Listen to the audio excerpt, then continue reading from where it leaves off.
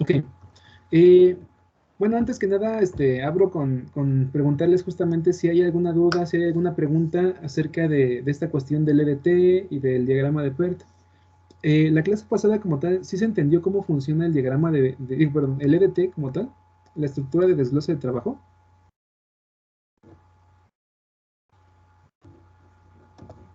¿Hasta aquí hay alguna duda sobre el EDT? No, está bien. Ok, excelente. Sale, si no hay ninguna duda sobre el EDT como tal, igual me gustaría preguntarles sobre lo que viene siendo el diagrama de PERT para lo que viene siendo la definición de la secuencia de actividades. ¿Hay alguna duda sobre este diagrama de PERT?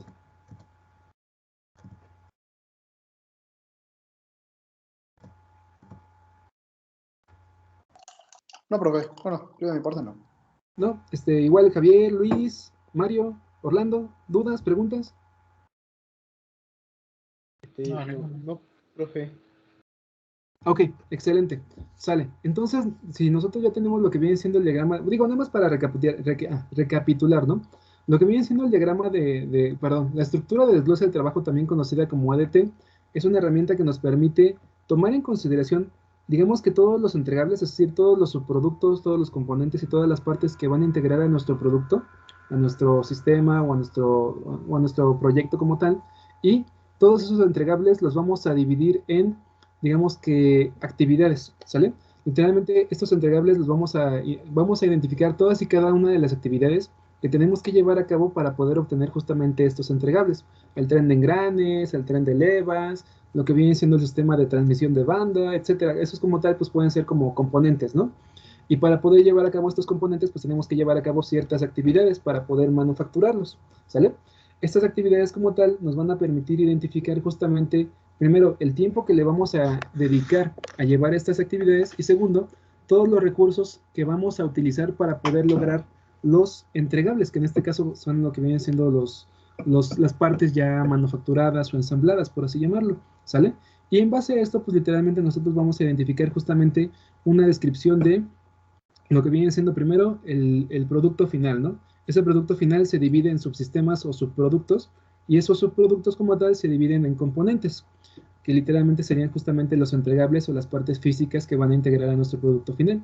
Ahora, para lograr cada una de estas partes físicas tenemos que llevar una serie de actividades y cada una de estas actividades pues va a tener recursos implícitos para poder llevarlas a cabo. O sea, lo que viene siendo maquinaria, materiales, el tiempo que le vamos a dedicar y lo que viene siendo la persona responsable que va a llevar a cabo dichas actividades, ¿sale? Esto con la finalidad justamente de tener una idea bien detallada y bien clara de qué es lo que tenemos que hacer, con quiénes, con qué, etcétera, ¿sale? Y en qué tiempo en este caso, ¿sale? Cuando nosotros ya obtengamos lo que viene siendo el resultado material de cada una de estas actividades, es decir, lo que viene siendo cada uno de los subproductos o subsistemas que conforman al producto final, ahora sí vamos a agarrar, vamos a ensamblar todas esas partes y vamos a obtener lo que viene siendo nuestro Megazord, que en este caso pues, es el producto final terminado. Y obviamente la finalización y término de nuestro proyecto, ¿sale? Ahora, derivado de esto como tal, nosotros ya vamos a tener justamente una descripción de lo que vienen siendo todas las actividades involucradas en el proyecto y una descripción también de lo que vienen siendo todos los recursos, tanto materiales como humanos como de tiempo, que van a estar involucrados en el desarrollo de justamente nuestros productos, ¿sale? Derivado de esto, pues literalmente nosotros ya pasamos a definir justamente la secuencia de actividades para generar justamente un plan de trabajo, ¿sale? Derivado de esto, en ese sentido, justamente vamos a tener que estas actividades que nosotros vamos a tener implícitas en el EDT, las vamos a tener que ordenar de manera secuenciada o de manera que nosotros podamos llevarla a cabo realmente, ¿sale?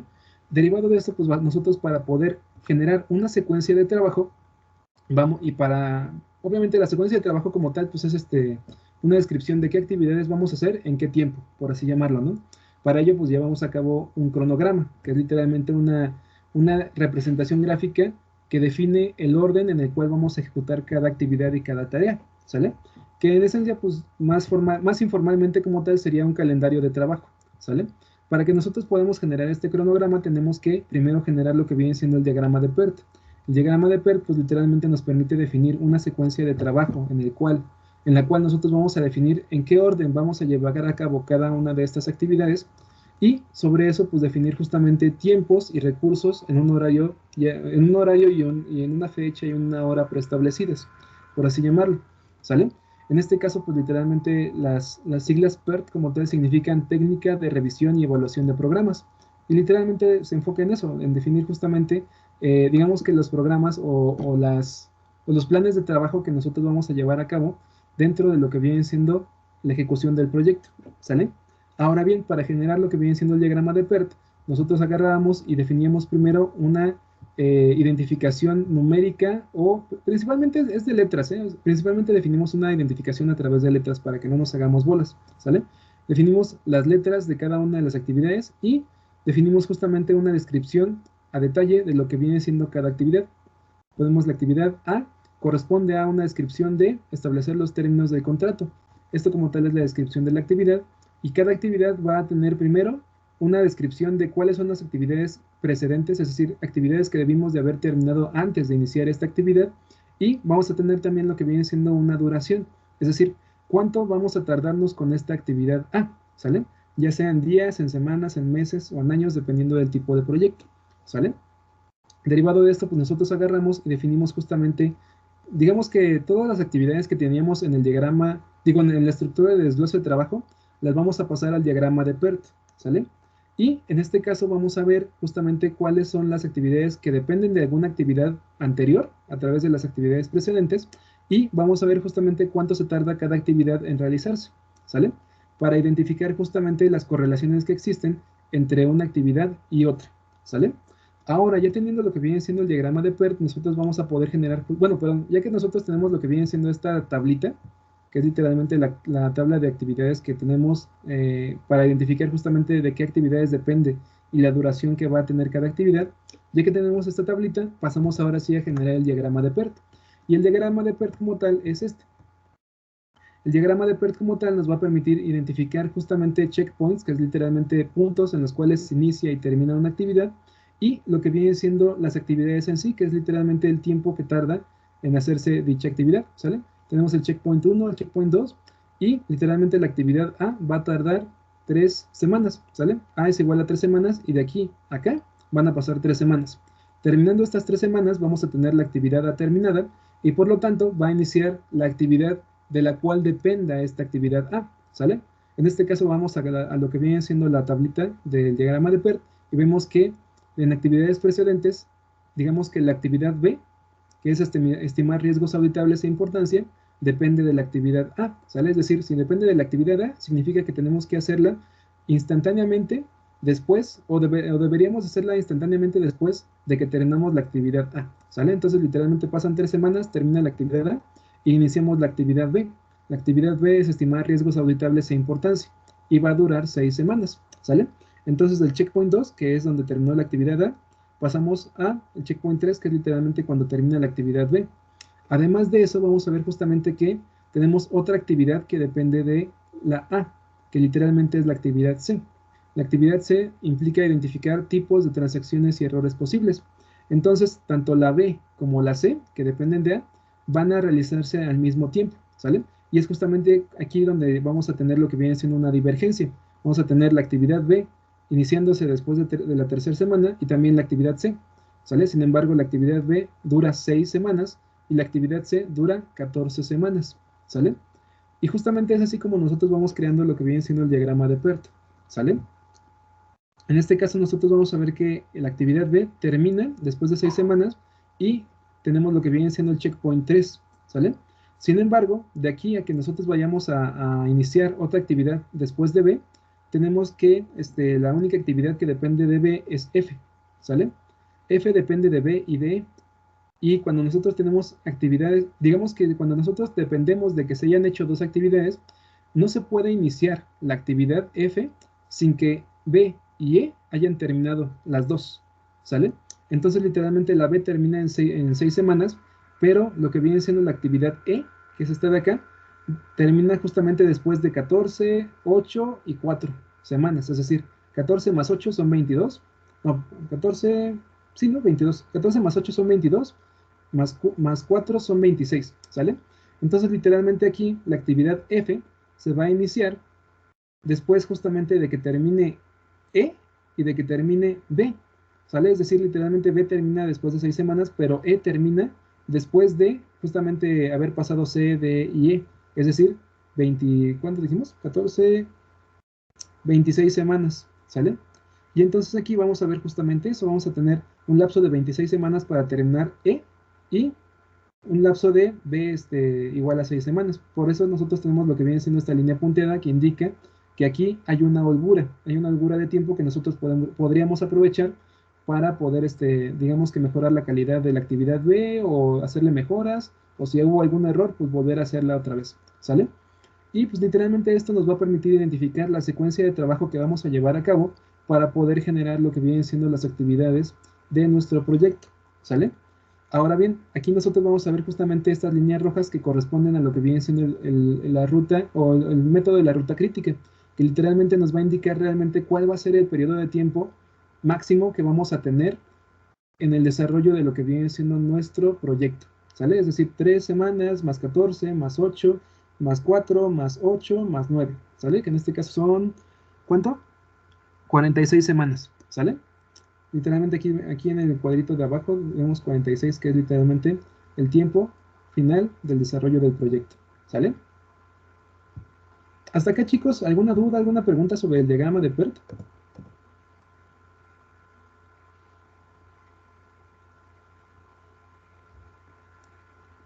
No, profe. Ok, excelente, muchas gracias, Mario. Y bueno, en este caso literalmente vamos a ver justamente que el diagrama de PERT, así como nosotros tenemos esta distribución de 3 semanas, 14 semanas, 6 semanas, 8 semanas, 4 semanas, etcétera, lo vamos a poder trasladar esta cantidad de semanas a lo que viene siendo el diagrama de Gantt, ¿sale? El diagrama de Gantt como tal, pues es literalmente una representación de un cronograma a través de lo que viene siendo las actividades, que igual son A, B, C, D, F, G, lo que viene siendo la precedencia, que es literalmente de qué actividades depende, de la A, de la B, de la B, de la C, de la D, de la A, etcétera, y la cantidad de duración que tiene cada actividad, 9, 5, 5 semanas, 12, 14, etcétera, ¿sale? Además de esto, vamos a ver justamente que dentro de lo que viene siendo el cronograma vamos a tener semana 1, semana 2, semana 3, semana 4, 5, 6, 7, o pueden ser días, o pueden ser años, o pueden ser horas, dependiendo de cómo nosotros querramos representarlo, por así llamarlo. Y entonces aquí es donde literalmente vamos a poder representar la secuencia de actividades que debemos de llevar a cabo. Por ejemplo, si la actividad C depende de A y de B, que así como dice aquí, haz de cuenta la actividad C, dice que solamente se va a llevar a cabo cuando hayamos terminado A y B, ¿sale? Y A y B no dependen de ninguna otra actividad y tiene cada una 9 semanas y 5 semanas de duración. A tiene 9 semanas y es 1, 2, 3, 4, 5, 6, 7, 8, 9, ¿sale? Y B tiene 5 semanas, 1, 2, 3, 4, 5. Cuando nosotros agarramos y dependemos de estas dos actividades para poder iniciar C, que es la tercera, vamos a tener que esperar a que todas las actividades se hayan terminado. Es decir, B termina primero, que son 5 semanas, y después termina A con 9 semanas. En cuanto termina A y ya terminó B, iniciamos C, que es justamente aquí. Termina 9 semanas y entonces iniciamos C de aquí hacia el infinito, es decir, dentro de lo que viene siendo 5 semanas más, ¿sale? Y de igual manera vamos a tener aquí lo que viene siendo la actividad D. La actividad D como tal depende de B, ¿sale? Y en este caso B es esta. Tenemos esta parte de acá. Nosotros aquí vamos a poder decidir entre ejecutar en ese mismo momento la actividad, por ejemplo, podríamos ejecutarla aquí, o podríamos tener, por ejemplo, tiempos de holgura, que es lo que se plantea aquí, ¿sale? Literalmente se plantea aquí un tiempo de holgura y se tiene lo que viene siendo una semana de descanso y después de esta semana iniciamos lo que viene siendo la actividad D. Ahora sí que depende de cada uno, ¿sale? Sin embargo, lo que viene siendo el diagrama de Gantt busca representar justamente la dependencia de actividades que nosotros identificamos a través del diagrama de PERT, ¿sale? Nosotros identificamos justamente la secuencia de ejecución de las actividades en base a la dependencia de una actividad con respecto a otra, y esa misma dependencia y esa misma secuencia la tenemos que plasmar a través de un cronograma, que en este caso es el diagrama de Gantt, ¿sale? Hasta acá, chicos, ¿dudas, preguntas, comentarios?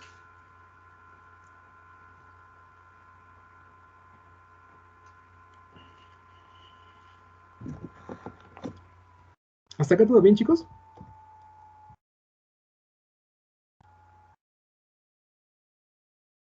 Sí, todo bien. Ok, excelente. Y ahora sí, pasamos, después de ver justamente esta cuestión de lo que viene siendo el diagrama de PERT y el diagrama de Gantt, nada más así como igual un repaso, vamos a ver justamente lo que viene siendo la parte de la administración del costo del proyecto, ¿sale? Lo que veíamos justamente en la clase pasada era justamente que nosotros generamos lo que viene siendo una descripción del costo de lo que viene siendo nuestro proyecto o nuestro producto para entender realmente cuánto nos cuesta y ver justamente cuánto podemos ganarle, por así llamarlo, ¿no? En este caso, literalmente, esto corresponde a lo que viene siendo definir la ganancia del proyecto. Para poder definir justamente la ganancia del proyecto, tenemos que saber realmente cuánto nos cuesta y en cuánto podemos vender dicho proyecto o dicho producto, ¿sale? Derivado de esto, pues nosotros vamos a ver justamente que para poder definir este presupuesto se genera una relación de costos, también llamada línea base de costos. Es decir, en esencia, cuánto nos cuesta producir este producto en total, ¿no? Y a esa línea base de costos como tal, le tenemos que sumar un 10 o un 15% extra por cuestiones de riesgos, imprevistos y lo que viene siendo pues cualquier cuestión que no esté dentro de dentro de nuestro control, por así llamarlo, ¿sale? Ahora bien, el presupuesto dijimos que es el costo previsto para desarrollar este conjunto de actividades necesarias para poder generar el proyecto, ¿sale? Para poder generar el proyecto, el producto, la obra o el servicio, ¿sale? Y el presupuesto contempla todo aquello que conlleve un costo en un tiempo determinado dentro del ciclo de vida del proyecto, ¿sale? Generalmente el presupuesto se desarrolla apegándose justamente al plan de operaciones. En este caso, el plan de operaciones es el plan de trabajo que definimos a través de un cronograma o a través del diagrama de PERT, ¿sale? Y literalmente se tiene que tener en consideración los recursos de los cuales dispone la empresa o el negocio para poder llevar a cabo justamente estas adquisiciones en un tiempo determinado para no afectar la economía de la empresa, ¿sale? En este caso, para el desarrollo del presupuesto se hace uso de los costos definidos para cada una de las actividades, materiales, personal y por lo tanto del coste total del proyecto, ¿sale? Literalmente aquí cuando nosotros agarramos y generamos el presupuesto, tenemos que definir un presupuesto considerando las actividades que vamos a llevar a cabo y para cada actividad considerar lo que viene siendo el recurso humano, que es literalmente una persona que va a llevar a cabo la actividad y que va a cobrar en este caso por tiempo, en este caso por hora, ¿sale? Además de eso, pues vamos a tener involucrados lo que viene siendo la parte de los materiales y la parte de lo que vienen siendo las maquinarias o infraestructuras que vamos a usar para llevar a cabo dicha actividad. Lo que viene siendo maquinaria tiene que ver con taladro, con Dremel, con lo que viene siendo la planta de soldar, etcétera, ¿no? Y lo que viene siendo la parte de material, pues literalmente son aquellos consumibles, o sea, lo que viene siendo la parte de los electrodos de la planta de soldar, lo que viene siendo el estaño para la soldadura por cautín, las resistencias, los capacitores, todo el material que vaya a ser consumido o integrado en el producto final, pues literalmente también es material que se debe de contemplar, ¿sale? Y bueno, en esencia como tal, pues vamos a ver justamente que la planeación de la gestión de los costos, el alcance, estimación de costos y demás como tal, son cosas que tenemos que tener en consideración a la hora de definir un precio o un costo para el desarrollo de un proyecto en sí, ¿sale? En este caso, la línea base de costos es la suma total de todos los costos del proyecto, considerando materiales, los procesos o actividades, la mano de obra, el transporte, viáticos, riesgos imprevistos, riesgos previstos, contingencias, etcétera, ¿sale? Literalmente vamos a tener que considerar todos los posibles costos en los cuales podamos llegar a caer a lo largo del desarrollo de las actividades del proyecto, para así asegurarnos de que nunca nos va a faltar dinero, ¿sale? Literalmente esa es la idea, ese es el objetivo, evitar que nos falte dinero a la hora de ejecutar las actividades del proyecto, ¿sale? Y algo importante que tenemos que tener en consideración es de que el presupuesto como tal no lo vamos a pagar todo de un golpe, ¿sale? El presupuesto como tal no es como tal eso, no es, digamos que el presupuesto no es decir, pues me va a costar 50,000 pesos hacer esto y ya, no, sino más bien el presupuesto tiene que ver con la forma en la cual nosotros distribuimos estos 50,000 pesos a lo largo del tiempo de ejecución del proyecto, ¿sale? Por ejemplo, si nuestro proyecto al principio nos considera el desarrollo de una tarjeta de control, pues en el mes 1 desarrollo la tarjeta de control, por ejemplo.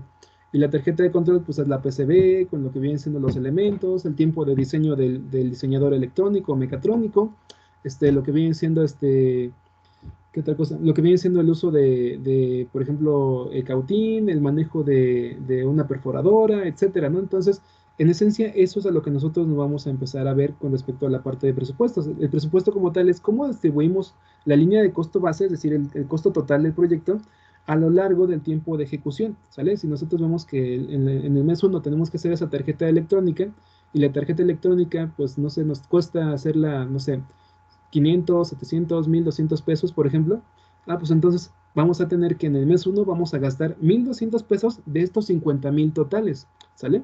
Eso es a lo que nosotros nos vamos a referir cuando generamos un presupuesto. Es la forma en la cual vamos a distribuir los gastos y costos con respecto a las actividades que vamos a llevar a cabo, ¿sale?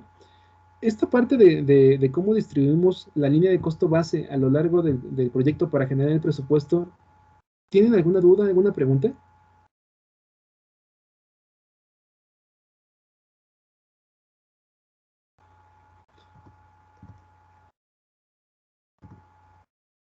¿No? ¿Todo bien? Ok, miren, en esencia nosotros vamos a ver justamente esto. Conforme nosotros vamos ejecutando las actividades, nosotros vamos a ir pagando los costos, ¿sale? Y como las actividades se ejecutan conforme a un tiempo definido que definimos a través del diagrama de PERT y el diagrama de Gantt, entonces ese diagrama de PERT y ese diagrama de Gantt nos van a indicar justamente cuánto, bueno, más bien cuándo vamos a gastar cuánto y el por qué, ¿sale? Literalmente esa es la idea. A través de generar el diagrama de PERT y el diagrama de Gantt, vamos a definir las actividades y en base a esas actividades vamos a definir cuánto vamos a gastar del presupuesto total o de la línea de costo base del proyecto final, ¿sale? Literalmente nosotros vamos a distribuir los costos conforme pasa el tiempo, conforme nosotros vamos ejecutando y avanzando dentro del proyecto, ¿sale? Y a eso literalmente nosotros le llamamos presupuesto, ¿sale? Esa como tal es la idea de definir un presupuesto, definir cómo vamos a ir utilizando recursos económicos a lo largo del tiempo para poder llevar a cabo las actividades necesarias que van a conformar al proyecto o al producto final, ¿sale? Y en resumen, como tal, el proyecto se divide en actividades que están distribuidas a lo largo del tiempo. Algunas dependen de otras actividades y otras más son independientes, ¿sale? Lo que podemos ver con el cronograma o con el diagrama de PERT, ¿sale? Ahora, cada actividad requiere materiales, procesos, personal y maquinaria. Y esto, como tal, estos recursos, maquinaria, mano de obra, y materiales, se traducen en costos que nosotros vamos a tener que pagar para poder generar las actividades. Generando, perdón, generando cada una de estas actividades como tal, en un tiempo determinado vamos a obtener literalmente el costo de actividad, el costo por actividad y el costo por subproducto o subsistema, ¿sale? Y por tanto, los costos van a ser distribuidos a lo largo del tiempo. ¿En base a qué? En base al presupuesto, en base a la línea de costos base y en base a lo que viene siendo el cronograma y el diagrama de PERT para definir justamente el presupuesto en, no sé, semanas, en meses, en días, etcétera, ¿sale? Y esto como tal, pues no lo vamos a pagar en una sola exhibición, sino que va a ser de manera secuenciada y va a ser dependiendo del avance del proyecto y de las actividades que estemos realizando en el momento, ¿sale? Y para poder generar esta estimación del presupuesto, pues literalmente tenemos que tomar en consideración, primero, cada una de las actividades que vamos a llevar a cabo, y segundo, los rubros que nos equivalen a costos, por así llamarlo, es decir, la contratación del personal, lo que viene siendo la compra de materiales, lo que viene siendo la renta o el uso de maquinaria e infraestructura, y lo que viene siendo la parte de el tiempo que vamos a utilizar cada uno de estos recursos, ¿sale? Entonces, derivado de esto, pues nosotros vamos a ver justamente que los costos se pueden generar en base a contratación de la mano de obra o personal, materiales, maquinaria y otros costos. En base a esta clasificación, nosotros podemos agarrar y definir justamente cuánto vamos a gastar en qué cosas y durante cuánto tiempo, ¿sale? Derivado de esto, pues nosotros vamos a ver que para definir el costo de los materiales por actividad, vamos a tener esta clasificación, actividad 1, y vamos a tener toda la lista de materiales que vamos a utilizar, la cantidad de piezas, lo que viene siendo el precio unitario de pieza, la cantidad que vamos a utilizar y el costo total por ítem, ¿sale? Para identificar justamente el costo total de dicho material, ¿sale? Para cada uno de los materiales utilizados en cada una de las actividades definidas en el EDT y en el diagrama de PERT y diagrama de Gantt, ¿sale?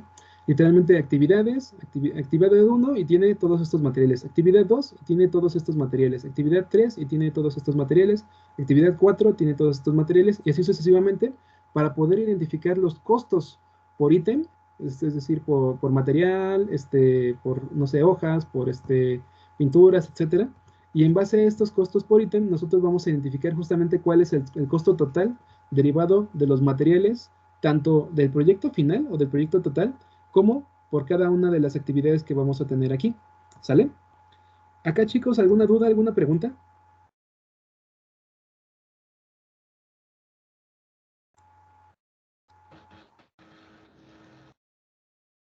No, de momento no. Ok, sale. Muy bien. Después de que nosotros tenemos esta cuestión del desglose de costo debido a materiales, pasamos a lo que viene siendo el costo debido al equipo y software, es decir, materiales, maquinaria, infraestructura y software, ¿sale? En este caso, pues literalmente aplicamos la misma situación. Para cada una de las actividades, es decir, actividad 1 como tal, 1, 1, 1, 1, todas estas son actividades 1, vamos a tener cierto uso de equipo, de infraestructura, de maquinaria y de software, ¿sale? Todos esos como tal caben en la misma clasificación, infraestructura, maquinaria y software, ¿no? Y literalmente aquí pues vamos a describir justamente las características del equipo, computadora Mac 5 GB de RAM, y CPU de 8 núcleos a 2 GHz, por ejemplo, lo que viene siendo Fusion 360, software SolidWorks 2010, etcétera, etcétera, etcétera. Y sobre eso identificamos el precio unitario, la cantidad de dispositivos o de elementos o máquinas que vamos a utilizar, el costo total por ítem, y sobre eso identificamos el costo total de los materiales que van a estar involucrados en la actividad 1, por ejemplo. Eso se aplica también para la actividad 2, para la actividad 3, para la actividad 4 y para la actividad 5. Por ejemplo, la actividad 3 pues tiene estas maquinarias, impresora 3D y Prusa 3, pistola de calor 1300 watts, taladro de banco, de shop, con 2 pulgadas, y estos materiales, estas maquinarias como tal, o estas infraestructuras, vamos a utilizarlas en la actividad 3, van a tener un costo de tanto, y por lo tanto la actividad 3 va a tener un costo total de 3,900 pesos, por ejemplo, y así sucesivamente, ¿sale? Esta forma en la cual nosotros identificamos costos para cada una de las actividades lo vamos a aplicar también para lo que vienen siendo los costos de recursos humanos y contrataciones especiales o renta de servicios también, ¿sale?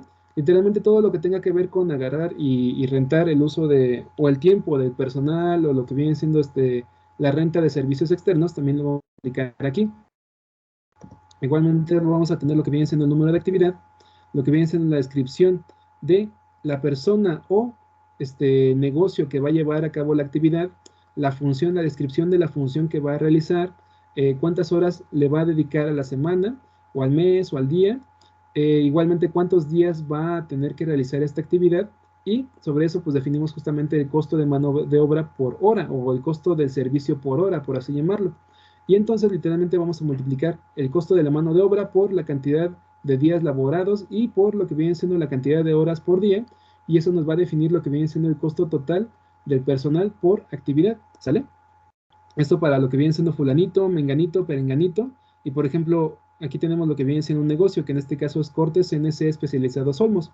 Esta es una empresa, literalmente es una persona moral, es una empresa, y entonces describimos justamente qué función tiene esta empresa: impresión del circuito con toner, en hoja, transfer y planchado del circuito, por ejemplo, ¿no? Y ya de esto, nosotros vamos a definir justamente cuántas horas va a requerir para llevar a cabo la actividad, cuántos días va a tener que llevar a cabo esta actividad, y sobre eso identificar justamente cuánto nos va a costar por hora. Multiplicando todo esto, pues nos da lo que viene siendo el costo total por su servicio, y sumando todos, digamos que los costos totales por sus servicios de fulanito, de menganito, de perenganito y de Cortes CNC Especializados Olmos, vamos a tener un costo total de la actividad 1, referenciándonos a lo que vienen siendo recursos humanos y mano de obra como tal, y servicios especializados, ¿sale? Y también vamos a tener que tener en cuenta lo que vienen siendo otros costos, que literalmente otros costos corresponde a toda aquella cosa que no entre en mano de obra, en maquinaria o en materiales. Y literalmente como tal vamos a tener justamente que otros costos pues corresponden al transporte, a la gasolina, a costos de trámites, gestiones del proyecto, el uso de abogados, etcétera, ¿sale? Digo, en esencia, la cuestión de los abogados, pues en teoría también puede entrar dentro de lo que viene siendo la parte de contrato de especialistas y de servicios, pero pues también dependiendo de la naturaleza de su función, pues podemos ponerlo en otros costos o podemos ponerlo ya en especialistas, ¿no?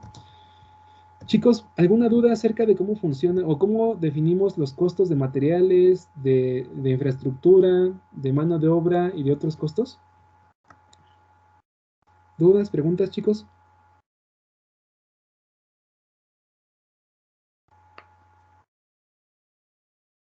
Creo que no, pero nada más es separarlos, ¿no? Por su actividad. Así es.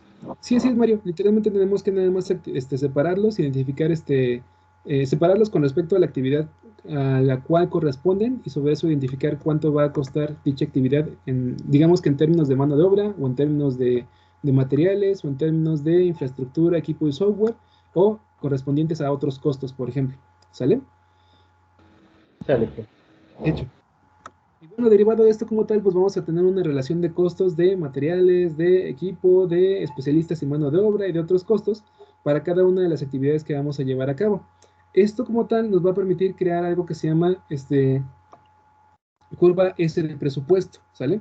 En este caso, pues nosotros vamos a ver, ahorita vamos a ver lo de la curva S, nada más así de volada, pero en esencia es importante tener en cuenta que en varios proyectos se hace la compra de materiales y pago de servicios en momentos específicos, ¿sale? Y estos momentos específicos dependen justamente del avance del proyecto. Por ello es importante desglosar adecuadamente las actividades y procesos de manera detallada, ¿sale? Indicando los materiales, la mano de obra, lo que viene siendo el equipo especializado, el software y demás, y con ello pues definir justamente cuánto nos va a costar llevar a cabo cada una de estas actividades y obviamente todo el proyecto en sí, ¿sale?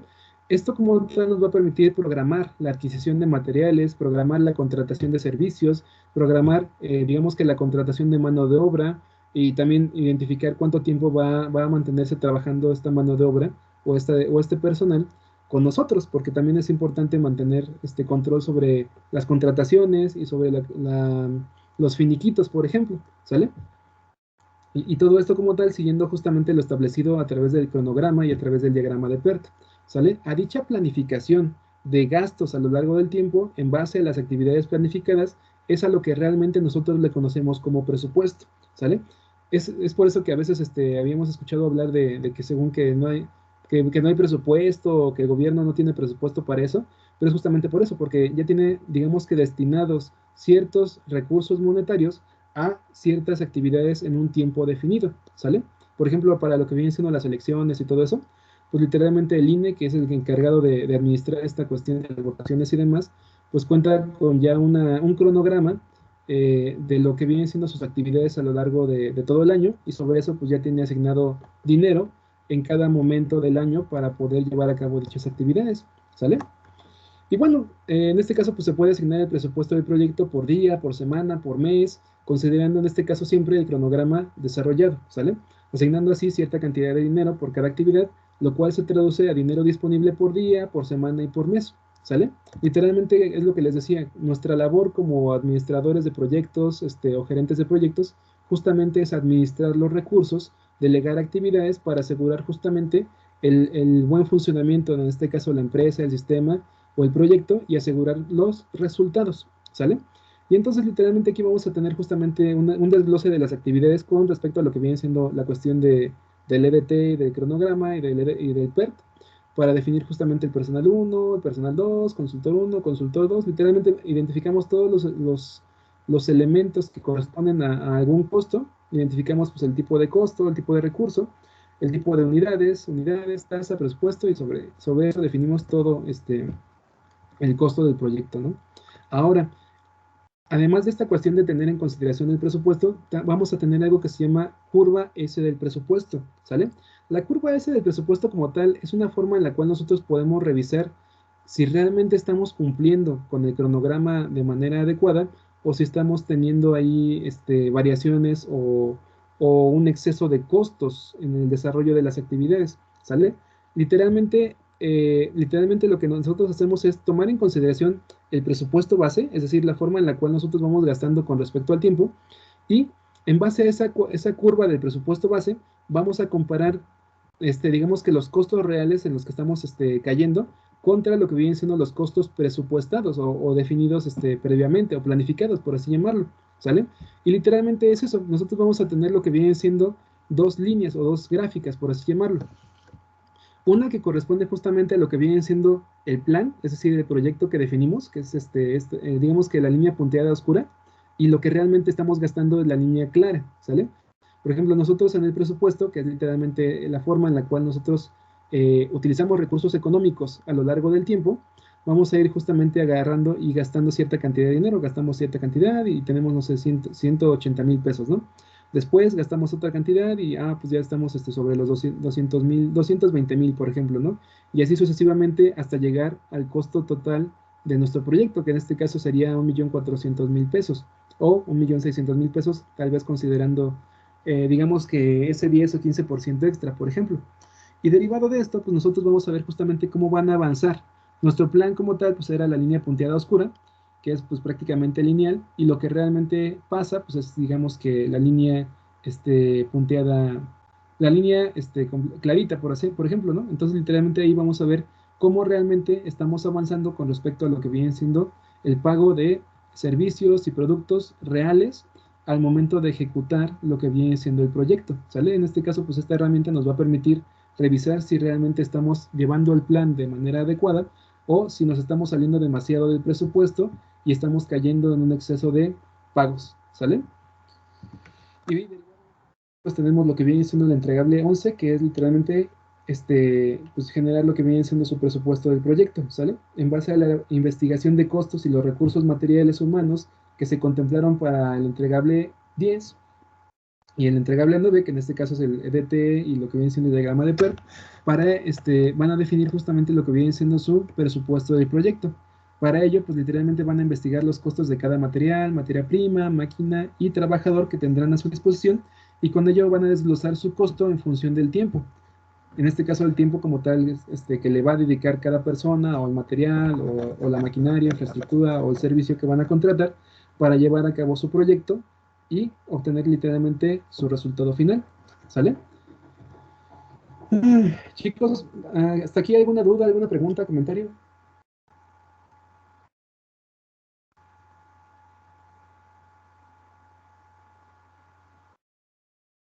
¿Dudas sobre su entregable 11?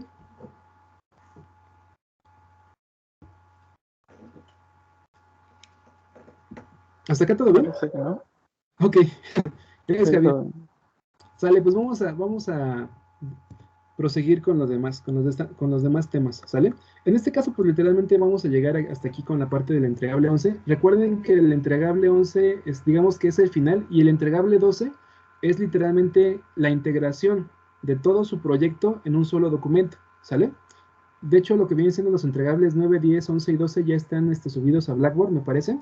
Entonces, ahí les encargo que lleven a cabo sus proyectos, y cualquier duda, pregunta, me pueden mandar mensaje y en el momento lo resolvemos para que tengan tiempo para llevar a cabo sus proyectos, ¿sale? Ok, pues vamos a continuar con lo que viene siendo esta parte de acá. Voy a compartir pantalla. Ahí está. ¿Sale? Miren, en esencia nosotros vamos a ver, digo, esto como tal del diseño de detalle del producto, se supone que debería de estar dentro de lo que viene siendo la parte del diseño a detalle del producto, pero pues así nos lo manejó el temario. O sea, literalmente el diseño de detalle del producto está hasta el final. Entonces, pues vamos a abordarlo así como venía en el temario, y sobre eso pues vamos a ver justamente características y digamos que formas en las cuales vamos a poder diseñar productos y formas en las cuales vamos a poder validarlos, ¿sale? ¿Sí se está alcanzando a ver las diapositivas?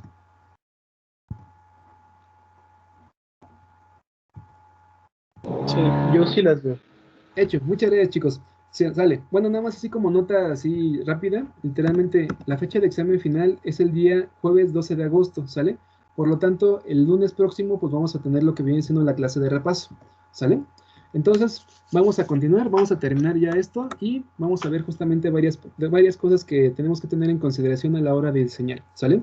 Miren, el diseño de detalle del producto como tal es la etapa previa a definir los procesos de producción que vamos a requerir para materializar el producto, ¿sale? Por lo tanto, es importante describir de manera detallada, muy, muy detallada, las características que van a conformar a su producto, ¿sale? En este caso, algunas de las características que debemos de contemplar al momento de diseñar a detalle un producto son la seguridad, la fiabilidad, la ergonomía y el impacto que tendrá sobre el medio ambiente, ¿sale? Derivado de esto, pues nosotros vamos a tener en consideración justamente estos 4 rubros sobre los cuales podemos diseñar a detalle un producto, para entender justamente sobre qué se basan sus principios, ¿sale? En este caso, primero vamos a empezar con el diseño para la seguridad. El diseño para la seguridad como tal, así como su nombre lo indica, tiene por objetivo conseguir una reducción o eliminación de los puntos de peligro que el producto puede ocasionar al usuario o al momento de llevar a cabo su acción, por así llamarlo, su funcionalidad, ¿sale? Y esta reducción de los puntos de peligro se hace mediante un estudio detallado de las medidas de protección que necesitaríamos llevar a cabo para poder usar dicho producto, ¿sale? En este caso, contemplando cómo los usuarios van a interactuar con el producto y cómo nosotros vamos a poder asegurar su integridad, ¿sale? Por ejemplo, una trituradora de hojas o de madera, pues literalmente pues se supone que se tiene que usar para triturar solamente eso, hojas y madera. Sin embargo, pues literalmente la forma en la que lleva a cabo esta trituración de hojas, pues tiene puntos de peligro. Por ejemplo, el uso de navajas o de cuchillas, pues puede generar algún perjuicio o algún daño físico al usuario, ¿sale? Entonces, literalmente, el diseño para la seguridad toma en consideración esas posibilidades y en base a ellas define criterios y características que deben de estar integrados en el producto para asegurar que, digamos, que el peligro o que el daño físico no se lleve a cabo, ¿sale? Derivado de esto, pues nosotros vamos a ver que se pueden definir a detalle características del producto derivadas de los posibles riesgos que pueden generar sobre el usuario, ¿sale? Literalmente los riesgos como tal corresponden a riesgos a que se rompa o que se derrumba el producto, materiales dañinos, peligros eléctricos, peligros mecánicos y peligros o riesgos de incendio, ¿sale?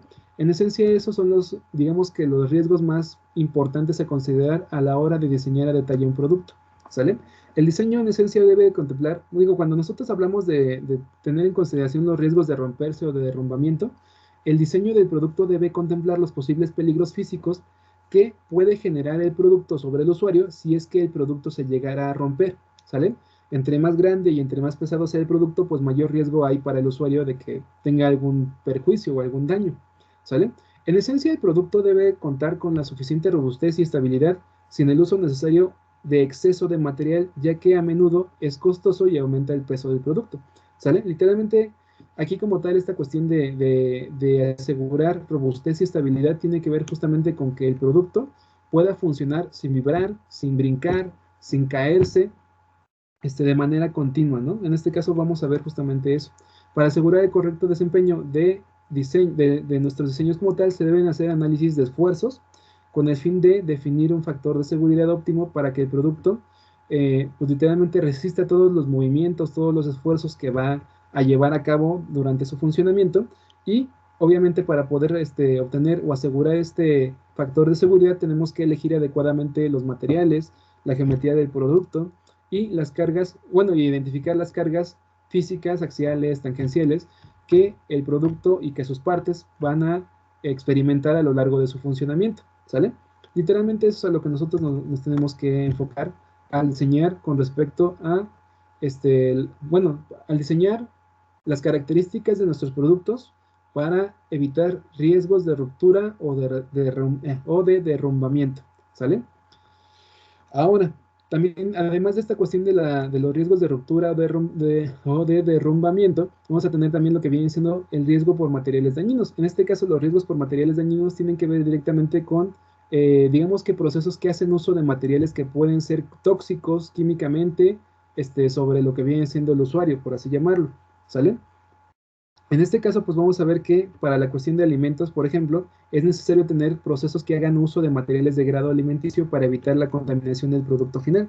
Por ejemplo, si nosotros vamos a, por ejemplo, hacer tortillas o hacer tamales, o etcétera, a través de una línea de producción, pues literalmente, digamos que las partes que van a estar cortando, mezclando, picando, horneando, tienen que tener características, digamos que especiales para evitar que, por ejemplo, el calentar el tamal o el calentar la masa, no genere óxido sobre lo que viene siendo el pobre tamalito, ¿sale? Literalmente la idea es esa, nosotros tenemos que tener en consideración todas las posibles formas en las cuales podríamos generar una contaminación sobre el producto para evitarla literalmente, y en este caso pues nosotros buscamos justamente tener materiales de grado alimenticio para que aun cuando se calienten, aun cuando se fría sobre ellos, aun cuando se humedezca, no genere óxido y así se evite la contaminación del producto final, ¿sale? Y bueno, para el diseño para el diseño enfocado a la seguridad para evitar materiales dañinos, se debe contemplar el uso de bueno, en este caso del producto, ¿no? O sea, se debe contemplar el uso del producto, ¿sale? Si se va a comer, si se va a ingerir, si se va a inyectar, si se va a utilizar para tratar heridas, etcétera, ¿no? Y además de eso, pues tenemos que tener en consideración si se va a tener un contacto con la piel, con los ojos, con las manos, etcétera, y tener en consideración si el producto, si los materiales pues van a ser corrosivos, o si son o si consumen calor, o si absorben humedad, etcétera, ¿sale? Para saber realmente cómo se deben de operar adecuadamente, cómo se deben de hacer uso de estos materiales y así evitar que el usuario o el consumidor pues resulte perjudicado, ¿sale? Literalmente es eso, la idea como tal es evitar que el consumidor y que el usuario resulten perjudicados, ¿sale? En caso de que el producto haga uso de materia prima que sea posiblemente dañina para el usuario, para el operario o para el consumidor, pues es importante contemplar el diseño de sistemas, por ejemplo, de filtrado, de recolección de polvos, de limpieza, de ventilación, etcétera, de elementos aislantes también, que permitan justamente eliminar cualquier contaminación posible que pudiera llegar a tener el producto antes de que llegue al consumidor o antes de que sea empaquetado también, ¿sale? Además de esto, vamos a tener igual lo que vienen siendo los peligros eléctricos. En este caso, los peligros eléctricos, o bueno, el diseñar para evitar los peligros eléctricos, tiene que ver justamente con la cuestión de que tenemos que aislar adecuadamente los dispositivos eléctricos, tanto de baja potencia como de alta potencia, de lo que viene siendo la máquina en sí, para evitar que justamente el operario, al estar haciendo uso de la máquina, pues se vaya a electrocutar o tenga algún daño, o hasta la misma máquina pueda resultar dañada, ¿no? Por un cortocircuito. ¿Sale? Literalmente el aislamiento, cuando nosotros estamos viendo esta cuestión de los peligros eléctricos, es una parte fundamental a la hora de diseñar, ¿sale? Porque literalmente cuando hablamos de, por ejemplo, motores trifásicos, motores de corriente alterna, etcétera, que están acoplados con una etapa de control, pues es importante asegurarnos que la etapa de control esté completamente aislada de la etapa de potencia, para evitar que, por ejemplo, una corriente eléctrica pueda quemar la tarjeta de control, ya sea el Arduino, el PIC, cualquier otro dispositivo, o hasta un PLC podríamos quemarlo, ¿sale? Entonces, literalmente la idea como tal del diseño para evitar los peligros eléctricos es justamente enfocarnos en el aislamiento que debe seleccionarse en base a los niveles de voltaje y corriente que va a manejar el sistema, ¿sale? Generalmente, entre mayor cantidad de voltaje y corriente se vaya a trabajar en una máquina, pues debemos de, digamos que, elegir un aislamiento mucho más grueso y mucho más resistente, ¿no? A estas descargas eléctricas, o manejar también lo que vienen siendo materiales dieléctricos, ¿sale? Ya que para los bajos voltajes, pues literalmente esta cuestión de aislar la parte de potencia de la parte de control, la parte de sensado, pues es importante porque al final de cuentas nuestras tarjetas de control y nuestras tarjetas de sensores, pues cuentan con voltajes muy chiquitos, ¿no? 3.3 volts, 5 volts, tal vez 9 volts, a lo mucho 12 volts.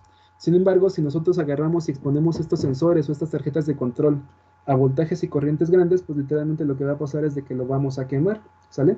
O igualmente podemos tener lo que viene siendo, si tenemos un mal aislamiento eléctrico, pues podemos tener que las corrientes parásito que tienen, por ejemplo, los cables de corriente alterna o corriente directa, pues puedan generar lo que viene siendo errores en la información que nuestros sensores están tratando de enviarnos, ¿sale?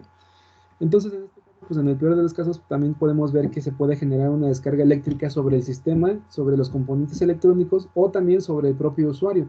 Entonces, literalmente, esta cuestión del diseño eléctrico el diseño para evitar los peligros eléctricos es algo muy importante a la hora de trabajar con sistemas de alta potencia, ¿sale? En este caso, el aislamiento debe contemplarse como prioridad para sistemas que manejarán componentes mecánicos, metálicos y de potencia eléctrica, ya que pues literalmente se usan mecanismos y carcasas que están hechos de metal, y si nosotros tenemos, por ejemplo, un mal aislamiento de la etapa de potencia eléctrica con lo que viene siendo la parte de la carcasa, pues literalmente la carcasa podría estar energizada con 220 o 440 de corriente alterna o corriente directa, y eso como tal pues ya se vuelve un peligro directo para el usuario y para cualquier persona que esté en contacto con la máquina, ¿sale? Además de ello, pues se deben contemplar sistemas que permitan asegurar la integridad de la máquina, como fusibles eléctricos y sistemas termomagnéticos para evitar que pues, se genere, digamos que un cortocircuito o una falla eléctrica y se queme toda la instalación eléctrica de la máquina o del sistema, ¿sale? Ahora, los peligros mecánicos como tal, pues tienen que ver con eso, con todos aquellos peligros que resultan de bordes afilados, de piezas móviles de la máquina, los cuales deben ser cubiertos o sustituidos por elementos que aseguren el bienestar del operador, ¿sale? Es lo que les decía acerca de lo que viene siendo, por ejemplo, la trituradora de hojas o la trituradora de madera. Cuentan con cuchillas que están en constante movimiento y que literalmente tienen como funcionalidad el capturar y el triturar, ¿no? Entonces, en esencia tenemos que tener en consideración estos peligros mecánicos para poder llevar a cabo diseños de la máquina que nos permitan, digamos que, reducir o eliminar cualquier posibilidad de heridas o cualquier posibilidad de peligro, ¿sale?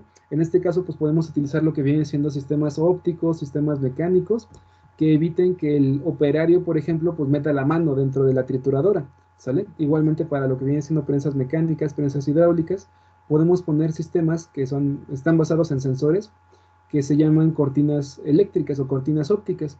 Estas cortinas ópticas, pues literalmente cuentan bueno, la funcionalidad de las cortinas ópticas, pues es detectar cuando literalmente hacemos pasar algo a través de ellas. Y en esencia, digamos que son dispositivos de seguridad que nos permiten asegurar que cuando el operario o alguna persona meta la mano en una área que no debe de meter la mano, literalmente apaga la máquina en ese instante, ¿sale?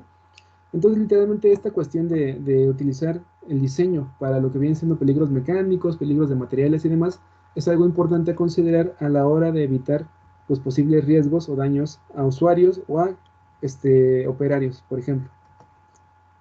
También otro riesgo que podemos, en el cual se puede correr, por ejemplo, es justamente la parte del calor excesivo, para lo que vienen siendo hornos y prensas.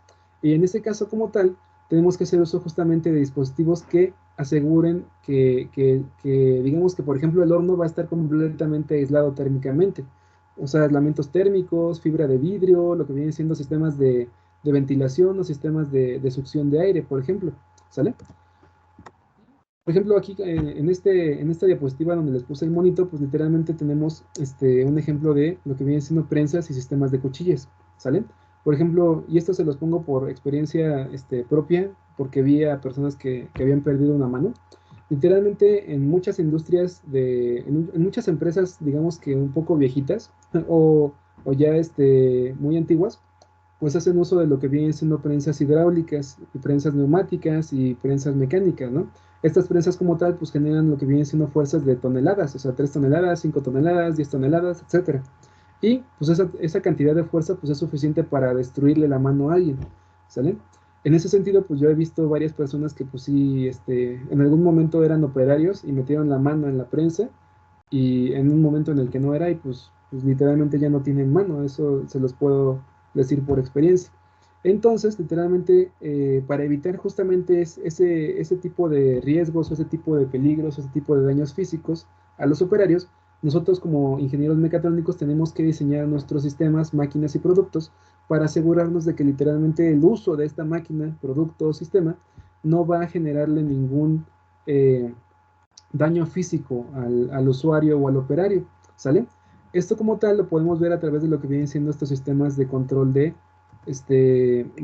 prensas hidráulicas. En este caso tenemos una prensa hidráulica de 3 toneladas y para que esta prensa realmente funcione, digamos que tenemos que apretar 2 botones simultáneamente, ¿sale? Esto como tal, esto hace que literalmente el operario no pueda meter la mano a lo que viene siendo la prensa a la hora de accionarla, ¿sale? Literalmente el operario tiene que presionar ambos botones para que literalmente la prensa realmente haga su labor, ¿sale?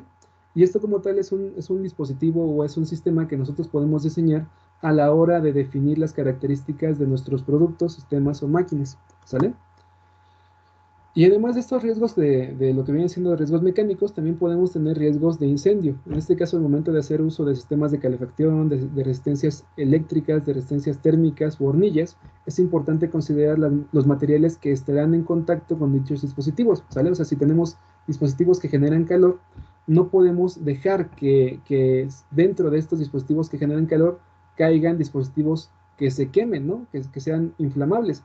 En este caso hay que evitar el uso de harinas, el uso de polvos, el uso de gasolinas, etcétera, ¿sale?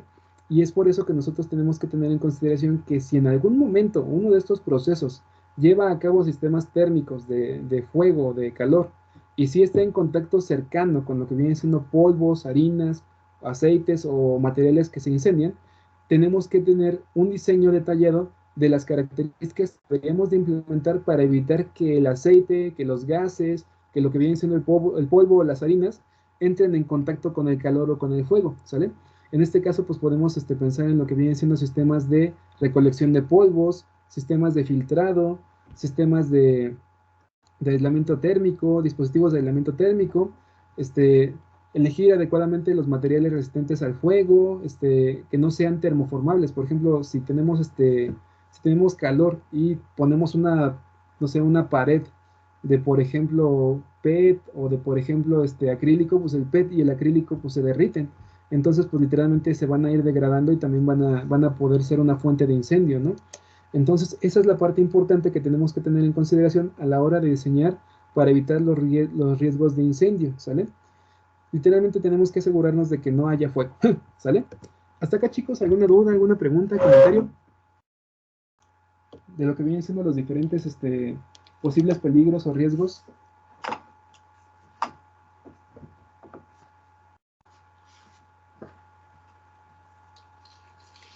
No, qué buena idea la de poner los botones. ¿Cómo? Qué buena idea la de poner los botones. Ah, sí, es que digamos que es una forma muy útil de evitar que literalmente las personas metan la mano donde no.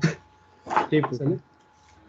De hecho, les digo, también hay dispositivos que se llaman cortinas ópticas, que literalmente funcionan como un botón de paro automático. O sea, es una cortina óptica que cuenta con lo que viene siendo, por ejemplo, haces de luz. Por ejemplo, así.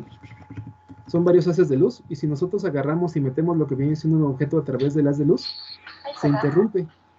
Y al interrumpirse el haz de luz, se apaga la máquina. Sí, también he visto de las sierras esas, ¿no? Que cuando metes el dedo se detienen, se contraen. Ajá, sí, también. De hecho, está bastante buena esa, que según meten la salchicha, se detiene la sierra, ¿no? Sí, hace como tierra, creo, y entonces ya es como si apretaran el botón y se contrae. Ah, ¿a poco? ¿Esa es la forma en la que funciona? O sea, Sí, creo que es una sí, forma creo que eléctrica. alguna vez leí eso y era algo así que decía que tenía como una corriente pequeña y Ajá. cuando hacían tierra, pues cerraban el circuito y supuestamente era Ay, lo que la apagaba la contaminaba. sierra. Ajá, por eso lo hacía tan rápido. Oh, con razón. Oye, pues eso no lo sabía, ¿eh? Está bien chido, Sí, Mario. Sí, pero sí, o sea, la idea como tal de, fíjense, esta parte es algo muy importante considerar.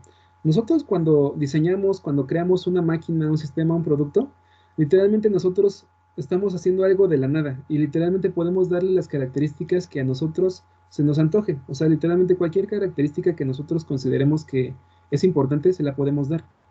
Entonces, digamos que el producto y el sistema o máquina que nosotros vayamos a crear va a tener las características y cualidades que nosotros hayamos contemplado, ¿sale? Si se nos pasa alguna cosa, eso puede repercutir en un daño físico, ya sea a la persona, al usuario, a la máquina o a la misma empresa, ¿no?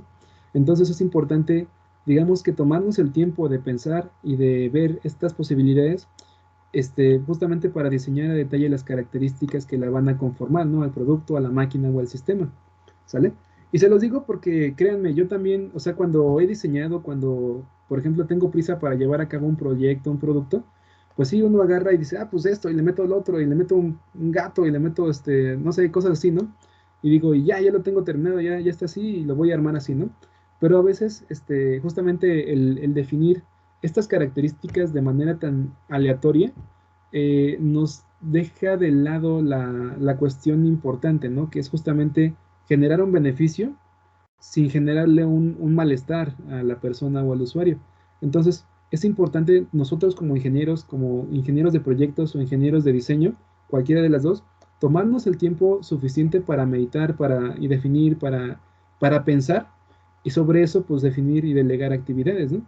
De hecho, les voy a ser bien honesto, pensar, el planificar es una actividad muy cansada a veces es muy desgastante, porque literalmente tienes que darte el tiempo de pensar.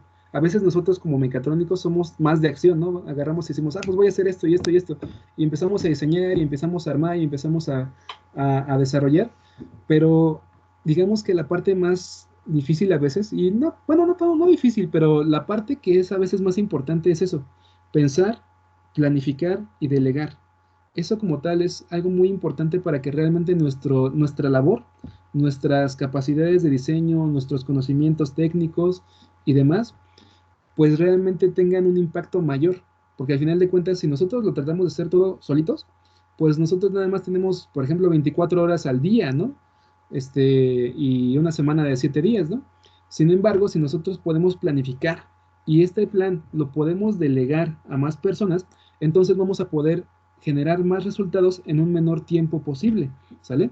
¿Por qué? Porque literalmente, por ejemplo, si se lo delegamos a 5 personas, el trabajo que hubiéramos hecho en 5 días se termina en un solo día. Y esa parte es muy importante a la hora justamente de asegurar resultados, ¿sale? Y más en una empresa. Tenemos que agarrar y decir, ok, toda esta experiencia, toda esta capacidad, todo este conocimiento técnico, no me lo puedo quedar yo solo, ¿no? Tengo que agarrar y sobre todo esto tengo que identificar qué es lo que se debe de hacer y ahora sí que delegarle o asignarle esta tarea a esta persona, esta otra tarea a esta otra persona, esta tarea a esta otra persona y así sucesivamente para poder expandir justamente los resultados que podríamos tener, ¿sale? Y justamente esa es la parte importante, tenemos que tomarnos el tiempo, o sea, si cuando nosotros delegamos actividades, tenemos que tomarnos el tiempo de entender qué características deben de tener el proyecto o el producto, en qué orden la vamos a ejecutar, cuáles son importantes, cuáles son más importantes, cuáles no son tan importantes, y sobre eso priorizar, ¿no? Entonces, es como, no somos una deidad, pero pues al final de cuentas, tenemos que tomar el papel de ver realmente que más personas y las actividades de estas personas pues dependen de uno, ¿no? Entonces tenemos que darnos el tiempo para pensar, tenemos que pensar digamos que visualizando todas las posibilidades y sobre eso definir características, sobre eso diseñar productos, sistemas, máquinas, sobre el diseño, definir lo que vienen siendo procesos de manufactura, definir las actividades que se deben de llevar a cabo para poder obtener ese producto, y sobre eso pues delegar y controlar lo que vienen siendo los tiempos y costos en los cuales vamos a incurrir, ¿sale? ¿Hasta acá hay alguna duda, alguna pregunta, chicos?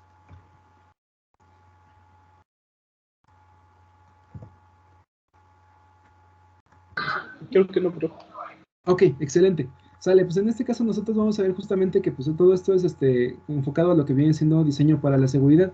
Y en este caso vamos a ver que en base a todo y cada uno de estos riesgos, es posible, bueno, a todos estos riesgos posibles es importante definir especificaciones referidas a los requisitos de seguridad. ¿Sale? En este caso recuerden que especificaciones y restricciones se refieren a las características que debe tener, digamos que el producto o proyecto para llevarse a cabo de una manera adecuada y deseada. ¿Sale? Con ello, pues se detallan las características del producto enfocadas a cubrir uno de los riesgos identificados, ¿no? Uno o varios de los riesgos identificados, ¿no? Nosotros vamos a definir características para el producto, por ejemplo, si vamos a manejar un horno de, no sé, 2000 grados centígrados, pues entonces, digamos que una característica que debe tener nuestro diseño o nuestro producto, pues es que va a tener una pared con triple capa de asbesto y lo que viene siendo 2 capas de fibra de vidrio, ¿no? Para evitar que el calor se salga de este horno y derrita las paredes del horno, ¿no? Por ejemplo, es un ejemplo. Sin embargo, esa es la cuestión, nosotros tenemos que tomar en consideración los posibles riesgos, en base a esos posibles riesgos definir las características que vamos a incorporar para eliminar o evitar ese riesgo y así pues vamos a ir diseñando poquito a poquito, ¿sale? Y bueno, en base a dichas especificaciones se detallan los sistemas mecánicos, eléctricos, electrónicos, software y de control, definiendo así nuevos componentes del producto o máquina, ¿sale? Ahora bien, después de esta parte del diseño para la seguridad tenemos el diseño para la fiabilidad. La fiabilidad como tal de un sistema, máquina o producto se refiere a qué tan probable es que obtengamos un buen funcionamiento por parte de la máquina, ¿sale? Literalmente el diseñar para la fiabilidad es diseñar para asegurarnos de que la máquina va a funcionar adecuadamente y de la misma manera siempre, ¿sale? Literalmente la fiabilidad nos indica qué tan fiable es la máquina y por tanto, qué podemos esperar de dicha máquina o de dicho funcionamiento, ¿sale? Eso se aplica tanto a productos o procesos de producción o máquinas o robots o lo que nosotros querramos, ¿sale? Y en esencia vamos a ver que antes de implementar un proyecto como tal es necesario realizar un diseño a detalle que nos permita evitar costos posteriores derivados de un ajuste de reparaciones, ¿sale? Esta parte es muy importante, ¿por qué? Porque a veces es justamente, va de la mano de lo que les decía hace un momento. Cuando nosotros diseñamos, lo que queremos es diseñar rápido y terminar rápido. Y a veces se nos van cositas, ¿sale? Si nosotros agarramos y diseñamos un producto y lo terminamos y lo mandamos a producir por miles o por millones, si ese producto llega a tener un error en la funcionalidad o un error en el material o un error en la forma o en el tamaño, ese error, ese solito error que se nos fue, por ejemplo, por una décima o por una centésima de milímetro, ese error se va a multiplicar por 10, por 1000 o por 1.000.000 las veces de ahora sí que la cantidad de productos que hayamos mandado a producir, ¿sale? Y ese errorcito como tal, si hace que la máquina o que el producto funcione de manera deficiente o que no funcione para nada, eso va a repercutir directamente en la cuestión de las compras. O sea, por ejemplo, si hay un error, por ejemplo, creo que me acuerdo de un producto que era un Cabbage Patch, que era un muñeco que literalmente comía, según, ¿no? O sea, le dabas le metías algo en la boca y literalmente se comía lo que le pusieras, ¿no? Y entonces, ese Cabbage Patch como tal, creo que tenía mucha fuerza en el motor. Y entonces estaba, pues, ahí arrancando dedos de niños. Entonces, bueno, tal vez no tan así, tan brutal, ¿no? Pero sí les mordía el dedo y no se lo soltaba y les causaba heridas, ¿no? Y entonces, pues eso como tal, esa característica de elegir un motor tan potente o tanta fuerza, que era justamente esa funcionalidad, pues ese error se multiplicó por 10, por 100, por 1000, no sé por cuántos Cabbage Patch hayan producido, ¿no? Y entonces, pues literalmente, ese, ese, ese hurt, esa herida como tal, pues se multiplicó por 10, por 100, por 1000 niños, ¿no? Y entonces, ese daño como tal se reflejó en una demanda. Y esas demandas como tal se multiplicaron por 10, por 100, por 1000 niños, por ejemplo, y padres como tal, ¿no? Y eso como tal, pues generó lo que viene siendo pues varias demandas y generó gastos económicos, pérdidas económicas, etcétera, ¿no? Entonces justamente esa es la parte importante. Cuando nosotros diseñamos un producto, una máquina, un sistema, tenemos que asegurarnos de que la máquina, sistema o producto va a funcionar adecuadamente. Si no, de otra manera, nuestro error, aun cuando sea un error chiquito, se va a multiplicar por la cantidad de veces que nosotros hayamos mandado a producir el producto. Y esa multiplicación como tal va a costarnos mucho dinero, ya sea para poder, digamos que reajustar o hacer modificaciones una por una de estas partes o de estos productos, o pues literalmente pagar indemnizaciones, ¿no? En caso de que sea algo muy, muy grave. Derivado de eso, pues literalmente nosotros tenemos que tener en consideración que el diseño para la fiabilidad es algo muy importante porque nos permite reducir al mínimo el tiempo de inactividad o de mala funcionalidad de lo que viene siendo nuestro producto, sistema o máquina, ¿sale? Y esto como tal, el reducir el tiempo de inactividad nos va a permitir aumentar la disponibilidad de la máquina y obtener el mejor rendimiento del producto, ¿sale? En este caso, pues, tiene que ver con eso, ¿no? Si nosotros agarramos y diseñamos una máquina y la máquina, pues, se tarda en, no sé, 20 minutos, 30 minutos en ajustarse para iniciar su producción, pues eso como tal, pues es tiempo que no se está aprovechando, ¿sale? Entonces, literalmente nosotros tenemos que, pues, diseñar a detalle en base a la fiabilidad para asegurarnos de que la máquina va a tener un buen funcionamiento y va a ser constante, ¿sale? Literalmente se diseña se diseña con respecto a la fiabilidad para asegurarnos de evitar que la máquina falle. Prácticamente esa es la idea del diseño para la fiabilidad, ¿sí? Y con el fin de asegurar el trabajo continuo de la máquina, se debe considerar el diseño, se debe considerar en el diseño las posibles fallas en las cuales se puede incurrir a la hora de funcionar la máquina, ¿sale? Para ello, hacemos uso de lo que viene siendo el AMEF, que literalmente corresponde a el análisis del modo y efecto de falla. Eso es lo que significa AMEF, análisis de modo y efecto de falla. Y en este caso, pues es literalmente un enfoque que abordamos dentro de lo que viene siendo la filosofía del Lean Manufacturing o manufactura esbelta, ¿sale?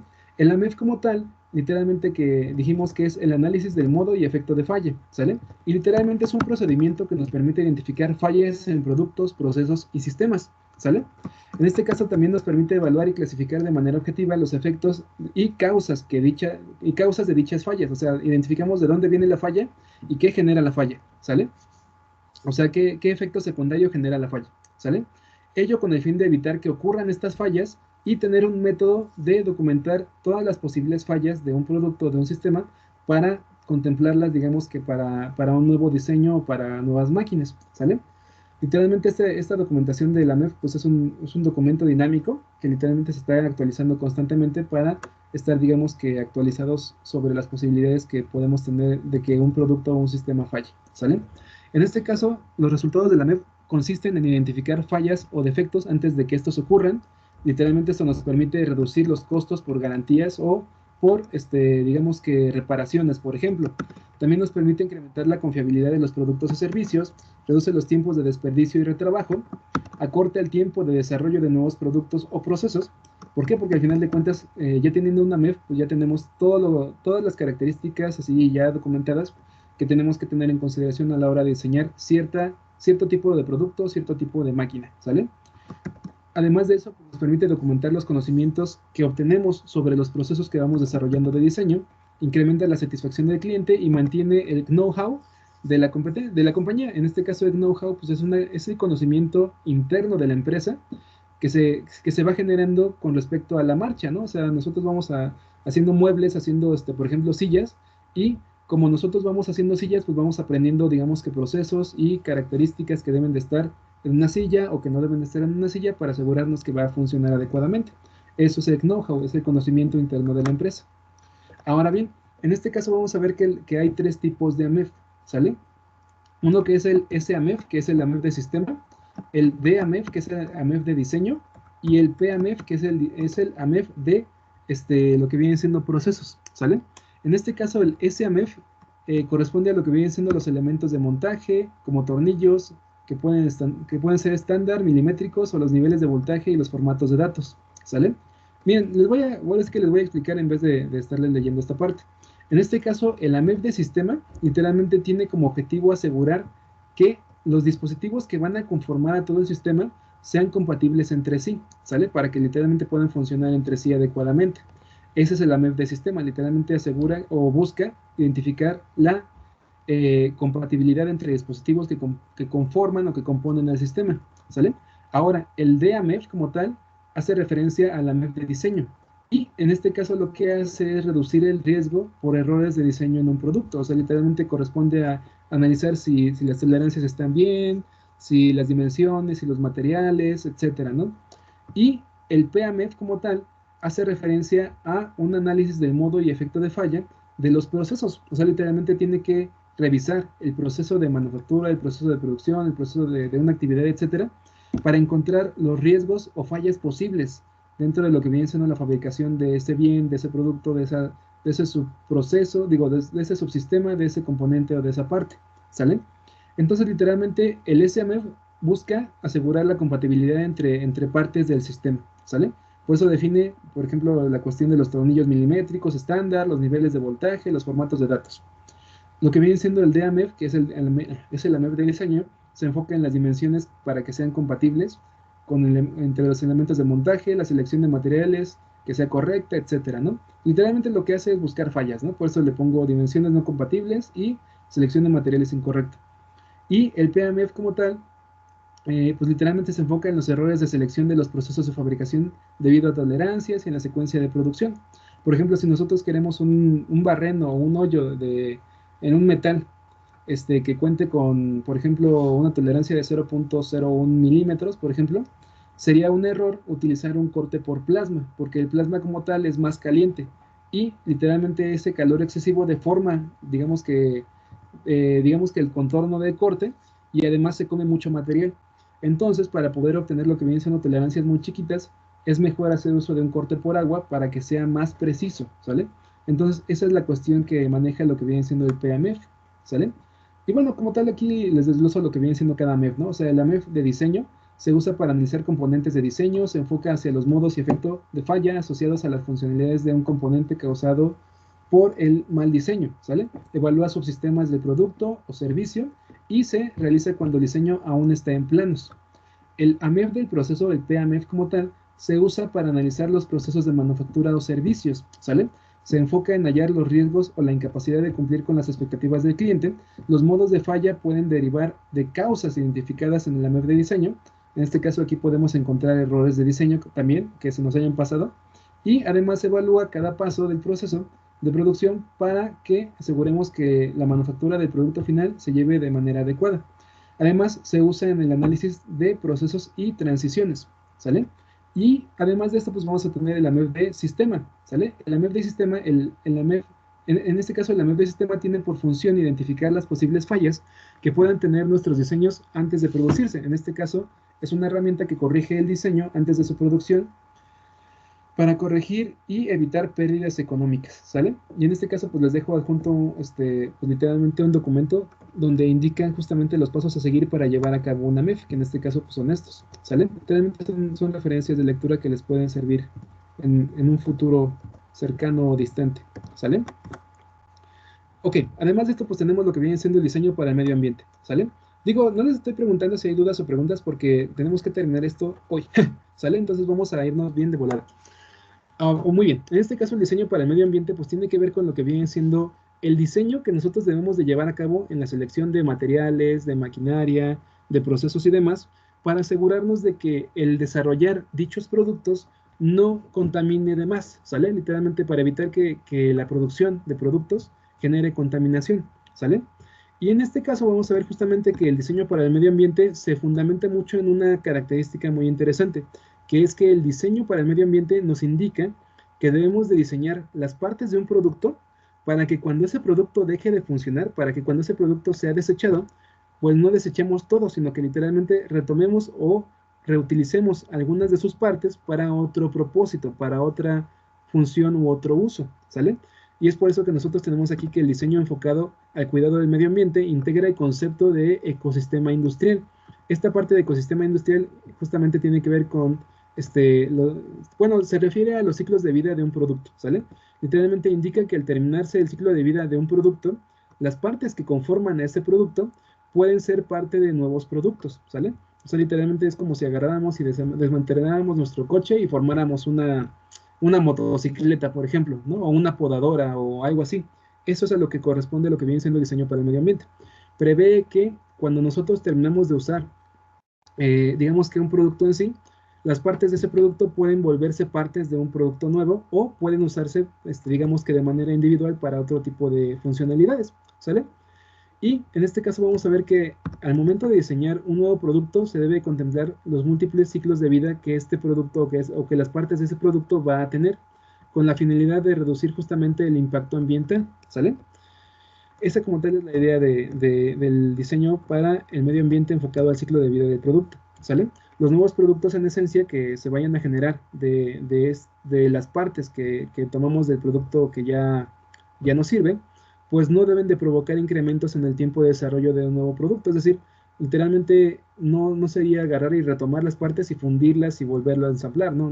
Eso no tiene nada que ver, porque al final de cuentas el fundirlo y el volverlo a ensamblar corresponde a tiempo, a recursos, y eso como tal pues también contamina, sino que más bien corresponde a que nosotros podamos quitar las partes que componen el producto, el primer producto, y así como las quitamos, las podemos ensamblar fácilmente en el producto 2. Prácticamente eso es lo que prevé esta cuestión del diseño para el medio ambiente, ¿sale?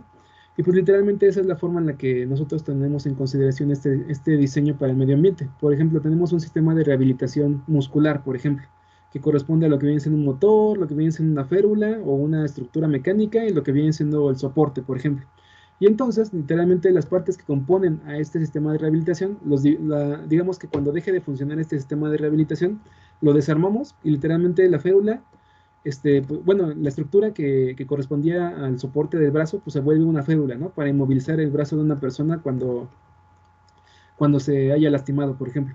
Lo que viene siendo la tarjeta de control que manejaba esta cosa, pues se puede volver un reloj de pared, y lo que viene siendo el eje de giro, por ejemplo, se puede volver un eje de un exhibidor, por ejemplo, ¿no? De un exhibidor de piezas de colección de manera manual. Y esto como tal es un ejemplo que nosotros podemos tener en consideración a la hora de diseñar el ciclo de vida de un producto, ¿sale? Y pues literalmente el ciclo de vida de un producto corresponde justamente a estos pasos, ¿no? A lo que viene siendo la parte de la adquisición de materia prima, la fabricación, el envasado y distribución, utilización de un producto y reciclado y reutilización. En este caso, para cada una de estas etapas, pues tenemos que tener en consideración varias características, que pues es como, por ejemplo, la cuestión, digo por ejemplo porque no lo voy a leer todo porque es un buen de tiempo. Sin embargo, por ejemplo, para la parte de la fabricación tenemos la idea de minimizar emisiones, minimizar residuos, conservar agua, energía, reducir tolerancia, etcétera, ¿no? Por ejemplo, para la parte del envasado, pues buscamos reducir la cantidad de empaques que vamos a utilizar y gestionamos lo que vienen siendo los riesgos de transporte y mejoramos la logística para evitar la contaminación debido a la distribución. Y para lo que viene siendo, por ejemplo, la utilización del producto, pues minimizamos los residuos, optimizamos el uso energético y ampliamos el ciclo de vida del producto, por ejemplo. Para lo que viene siendo el reciclado, pues buscamos el diseño para la reutilización, refabricación, separación y desensamble del producto.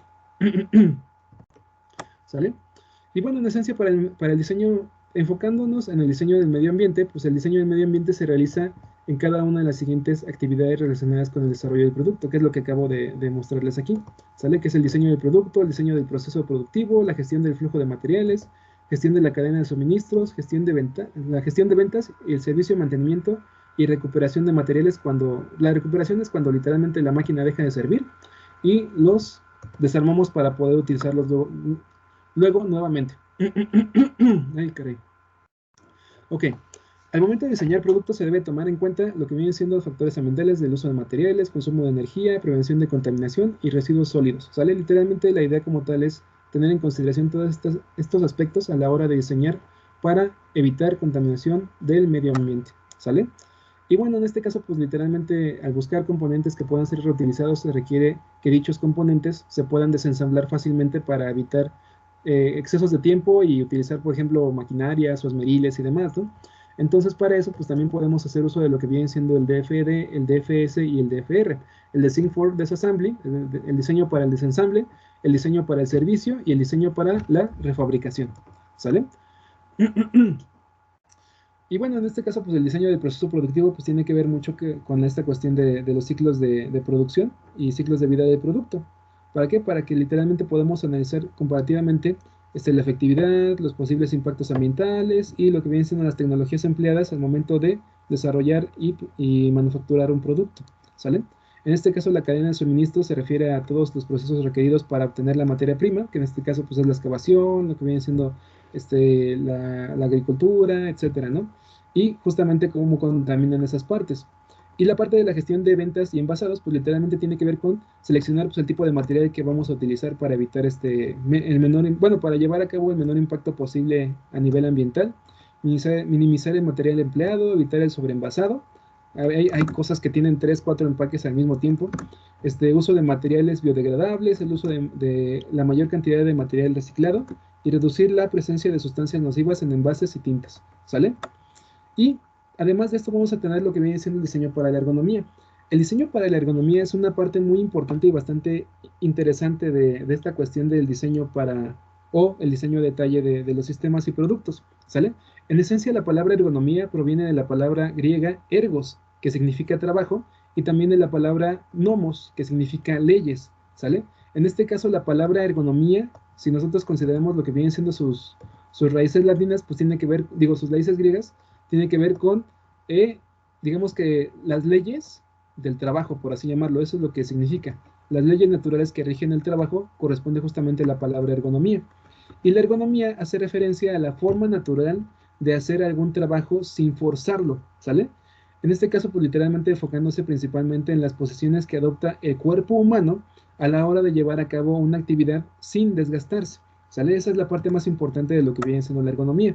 Y la ergonomía como tal surge de la Segunda Guerra Mundial, ¿sale? Durante la Segunda Guerra Mundial, digamos que hubo muchos avances tecnológicos y todos los investigadores, todos los ingenieros desarrollaban pues literalmente maquinarias y armas, o literalmente dispositivos que eran militares, ¿sale?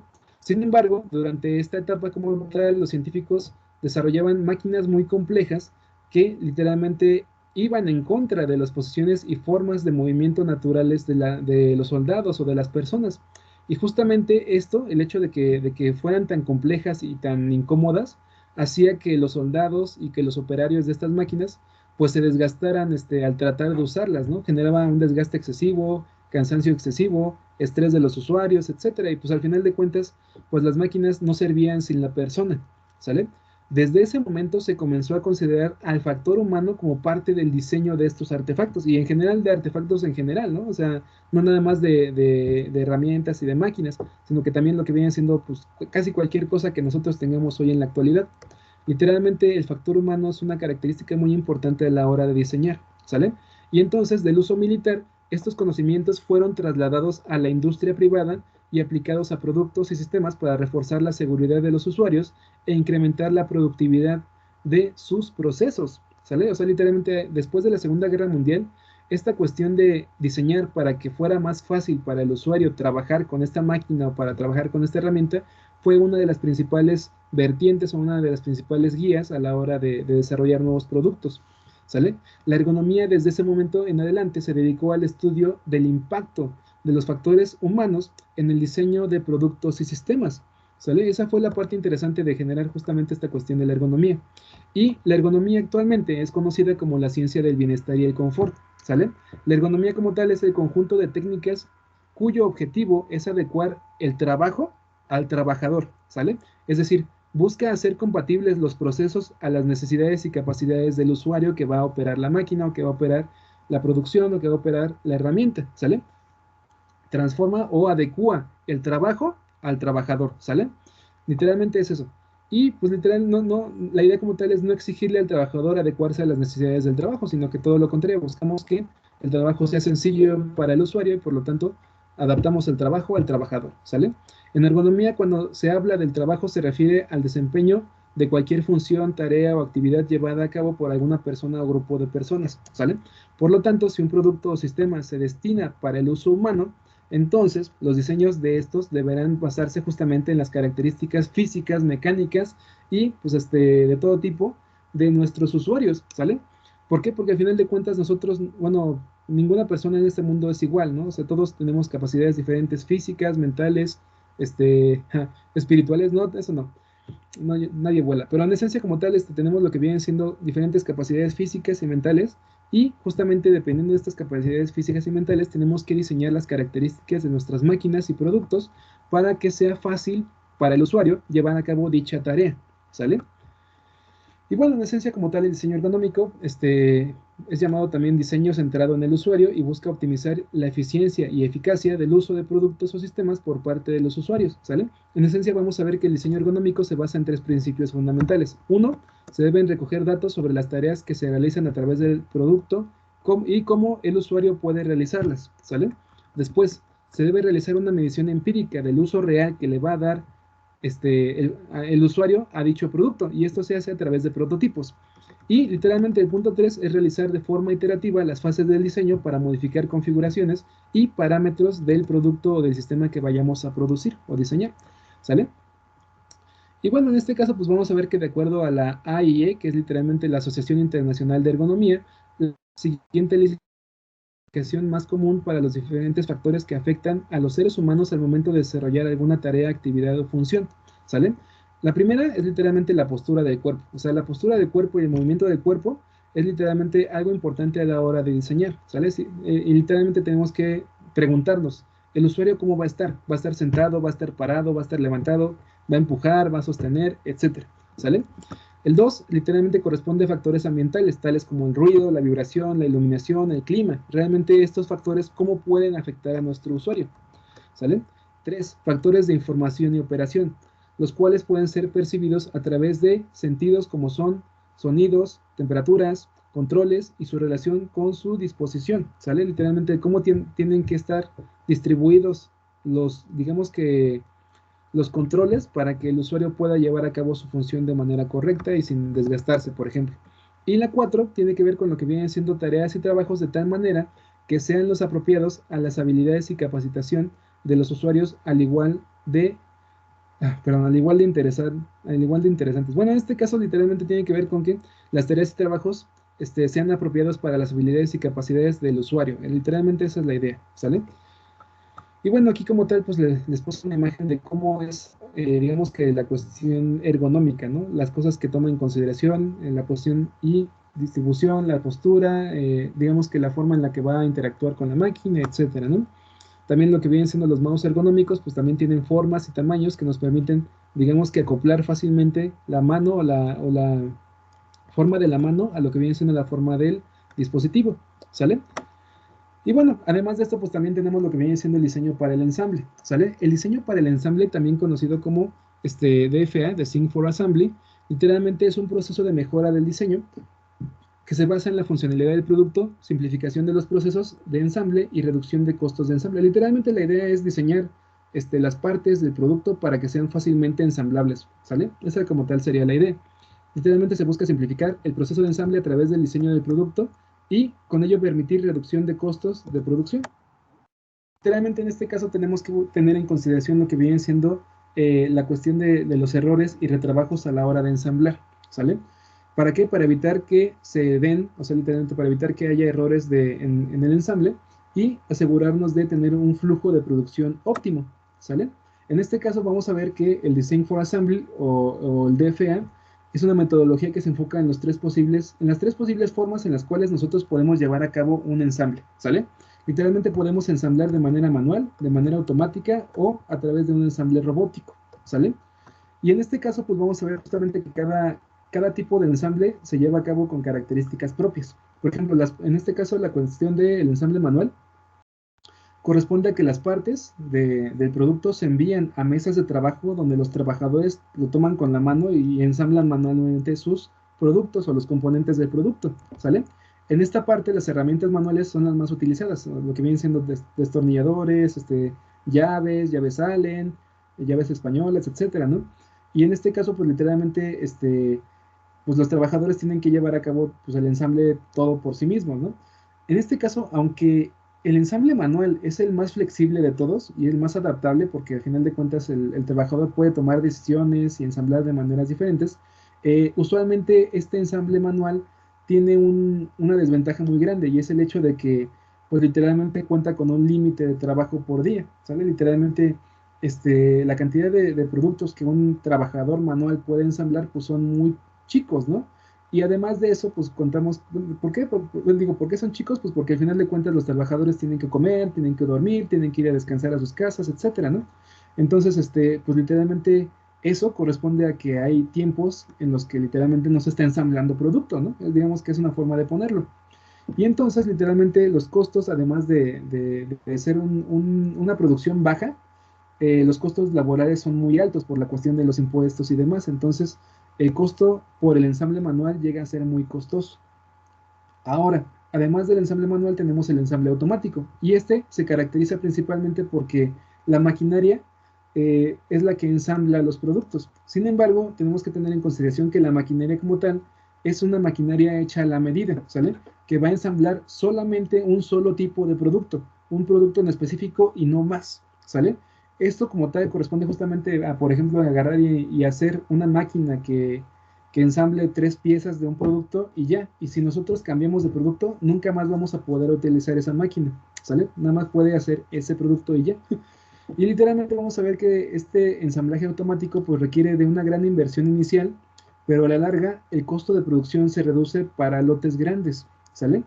Además de esto, pues vamos a ver que pues requerimos hacer uso de mesas de clasificación, alimentadores de partes, controles automáticos que tipifican, digamos que el tipo de parte para justamente asegurarnos de que el ensamble se va a hacer siempre de la misma manera, ¿sale?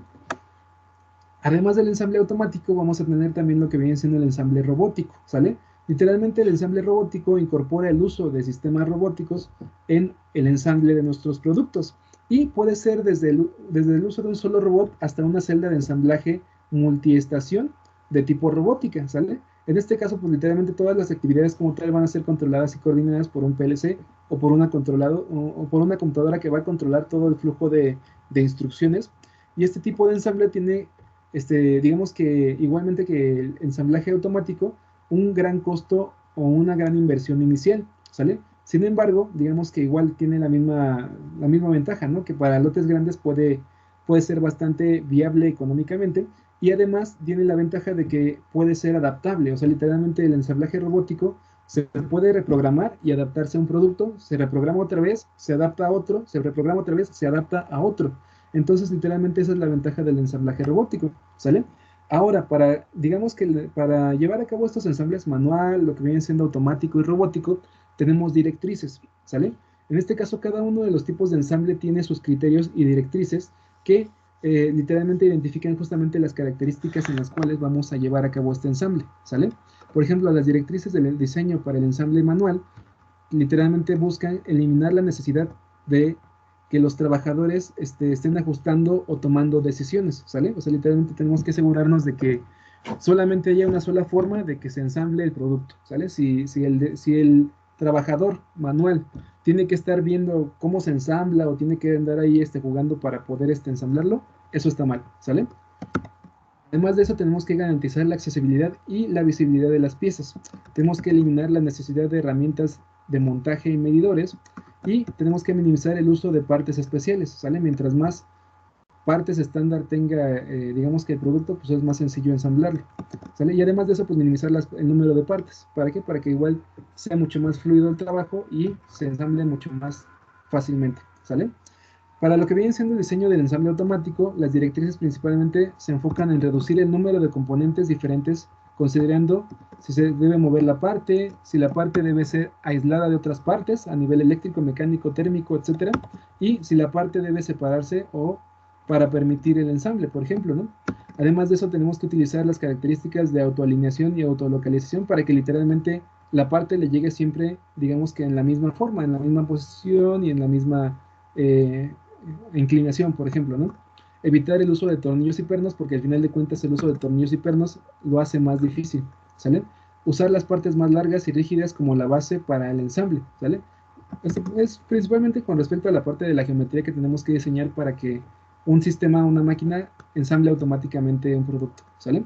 Usar componentes y materiales estándar, evitar partes que se enreden o que se aniden, evitar partes flexibles y frágiles, porque literalmente la máquina no siente ni nada, entonces pues puede romperlo sin ningún problema. Evitar partes que requieran orientación, es decir, siempre tienen que encajar sin ningún problema, ¿no? Utilizar partes que puedan ser alimentadas automáticamente y diseñar partes con un centro de gravedad bajo para que literalmente sea más fácil, digamos que orientarlas siempre en la misma posición. Y las directrices para lo que viene siendo el ensamble robótico tiene que ver con que los robots, aun cuando no tienen las mismas destrezas que el ser humano, pues son capaces de adaptarse a diferentes tareas, ¿sale? En este caso vamos a ver que justamente el ensamble robótico tiene que ver directamente con lo que viene siendo, digamos que como parte de las directrices manuales o directrices en las cuales podemos ensamblar con grippers o con manipuladores, ¿sale? En este caso la idea como tal es que los ensambles robóticos pues van a utilizar manipuladores y derivado de eso pues vamos a ver que tenemos que diseñar la parte o las partes del producto a modo de que sean compatibles con el efector final, es decir, con el gripper, con la ventosa, etcétera, ¿sale? Y dos, tenemos que diseñar la parte de modo que pueda ser alimentada con la orientación apropiada, ¿sale? Si nosotros aseguramos una orientación apropiada y lo que viene siendo la compatibilidad con el efector final, literalmente ya estamos en, digamos que del otro lado, por así llamarlo, ¿sale? Ok, después de esto literalmente pasamos a la parte de prototipos, ¿sale? La parte de prototipos ya prácticamente es la última de todo el temario, entonces vamos a dedicarle el tiempo suficiente ya para terminar esto y ya terminar el temario, ¿sale? Miren, en este caso, la cuestión de la parte del desarrollo de prototipos es algo muy importante a la hora de diseñar, ¿sale? Muchas personas creen que un prototipo se realiza después de haber, digamos que terminado el diseño, pero no. Literalmente el prototipo sigue siendo parte del proceso de diseño, ¿sale? ¿Por qué? Porque al final de cuentas, cuando nosotros generamos un prototipo, lo que estamos buscando es, digamos que comprobar que el funcionamiento del producto va a ser el que realmente estamos esperando. Y si no es igual al que estamos esperando, tenemos que rediseñar el producto, ¿sale? Para evitar justamente retrabajos, desperdicios de tiempo y pues literalmente cualquier cosa que pudiera afectar económicamente o funcionalmente al producto final, ¿sale? Y bueno, los prototipos en esencia vamos a ver que son elementos que nos permiten validar físicamente que el producto diseñado va a cumplir con los requisitos, especificaciones y funcionalidad que nosotros estamos esperando de él, ¿sale? Literalmente un prototipo va a ser una implementación ya sea total o parcial, pero concreta, es decir, físicamente, de un sistema o parte de él, ¿sale? Y este prototipo como tal nos va a permitir observar el desempeño del producto e identificar fallas de diseño para resolverlas y optimizar su funcionalidad, ¿sale? En este caso, la funcionalidad principal del prototipo es validar la hipótesis o propuesta de diseño a través de pruebas reales con el fin de pulir detalles del diseño para aprovechar la oportunidad de mejorar la funcionalidad y las características del producto, ¿sale? Los prototipos literalmente facilitan la salida de un producto al mercado, nos garantizan justamente que se han solucionado los errores y nos van a permitir implementar todas las optimizaciones a través ya de lo que viene siendo la producción del producto, digamos que en masa, ¿sale?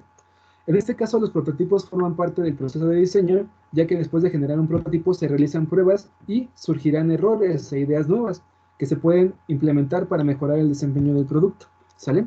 Dichas mejoras generan un rediseño para optimizar el desempeño y la calidad del producto. Ello en sí es un proceso iterativo, literalmente nosotros diseñamos algo, generamos un prototipo, hacemos pruebas, vemos los errores y volvemos a rediseñar para volver a iniciar el ciclo completo y pulir el diseño hasta obtener un producto suficientemente útil y de buena calidad, ¿sale? Entonces, literalmente la idea como tal de generar un prototipo es asegurarnos de que va a ser suficientemente bueno el producto final para, digamos que mandarlo a producir 10, 100, 20, bueno, 100,000, 200,000 veces, sin pérdidas económicas, ¿sale? Sin que tengamos un error, ¿sale? Y bueno, actualmente existen diferentes tipos de prototipos que permiten validar productos o servicios a diferentes niveles, ¿sale? En esencia, es literalmente importante conocer cada uno de estos prototipos y entender cuáles son sus características más importantes y para qué fin vamos a llevarlos a cabo, ¿sale? Los prototipos como tal vamos a ver que se pueden clasificar, ¿sale? Literalmente son clasificación de los tipos de prototipo. Y literalmente, digamos que de manera muy robusta vamos a poder dividir los prototipos en dos, de baja fidelidad y de alta fidelidad, ¿sale? Literalmente la fidelidad hace referencia a qué tan real o qué tan apegado está el prototipo al diseño que estamos generando, ¿sale? En esencia vamos a ver que los prototipos de baja fidelidad son aquellos prototipos que se desarrollan con materiales diferentes a los materiales previstos en el diseño. Por ejemplo, ¿qué será? Bueno, si nuestra rodilla mecánica está hecha de, no sé, acero inoxidable y de aleaciones, pues entonces un prototipo de baja fidelidad no va a ser hecho con esos materiales, sino que tal vez podríamos hacerlo hasta de cartón. ¿Por qué? Porque al final de cuentas es un material diferente a los materiales previstos en el diseño, ¿sale? Eso es un prototipo de baja fidelidad, aquel que está hecho con materiales diferentes. Y literalmente estos prototipos de baja fidelidad son prototipos económicos, simples y fáciles de producir, ¿sale? En este caso nosotros vamos a ver que estos prototipos son bastante útiles en las fases iniciales del desarrollo del producto, principalmente en la etapa del diseño conceptual. ¿Por qué? Porque literalmente sirven para encontrar errores muy grandes, errores significativos, que literalmente tienen que ver con errores de diseño mecánico, con la cuestión de geometrías, posiciones, mecanismos, etcétera, ¿sale? Ahora, los prototipos de alta fidelidad son prototipos que se hacen con materiales, formas y procesos exactamente idénticos a los que estamos previendo para el producto final, ¿sale? Los prototipos de alta fidelidad literalmente nos permiten entender a detalle la funcionalidad real del sistema y también nos permiten ver justamente su comportamiento y las posibles fallas derivadas de detalles finos, ¿sale? O sea, literalmente por ejemplo, si giramos la rodilla mecánica hecha de aleaciones, pues tal vez hasta generamos corriente eléctrica y nos dé un toque, ¿no? Pero eso no lo vamos a ver con lo que viene siendo un prototipo hecho de cartón, ¿sale? Por eso los prototipos de alta fidelidad nos permiten ver detalles finos de las características del producto y los prototipos de baja fidelidad nos permiten encontrar detalles o errores muy grandes o significativos, digamos que principalmente enfocados a la parte del diseño mecánico, geometría, posiciones y mecanismos, ¿sale? Digamos que esa es la parte importante entre prototipos de alta fidelidad y prototipos de baja fidelidad, ¿sale? Ahora bien, dentro de estos dos grandes rubros de tipos de prototipos, vamos a ver que los prototipos, tanto de baja fidelidad como de alta fidelidad, pueden ser aplicados en diferentes contextos, ya sea de productos, servicios, entornos, etcétera, ¿sale? Para cada uno de ellos existen diferentes tipos de prototipos que podemos usar, ¿sale? En este caso vamos a ver que los prototipos de elementos físicos, es decir, sistemas, máquinas, productos, tienen que ver con prototipos funcionales, prototipos formales, prototipos experimentales y unos que se llaman prototipos tipo Pinocho, ¿sale? En este caso los prototipos funcionales dejan de lado la apariencia estética del producto y se centran completamente en la funcionalidad del producto, ¿sale?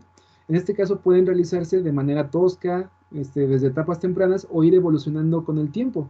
Literalmente lo podemos hacer, digamos que la idea como tal del prototipo funcional es asegurarnos de que las dimensiones, las partes y en esencia el producto va a llevar a cabo la función que nosotros estábamos planeando que llevara a cabo, ¿sale? Literalmente se enfoca completamente en la funcionalidad. Los prototipos formales son todo lo contrario. Literalmente los prototipos formales se enfocan completamente en la parte estética, ¿sale?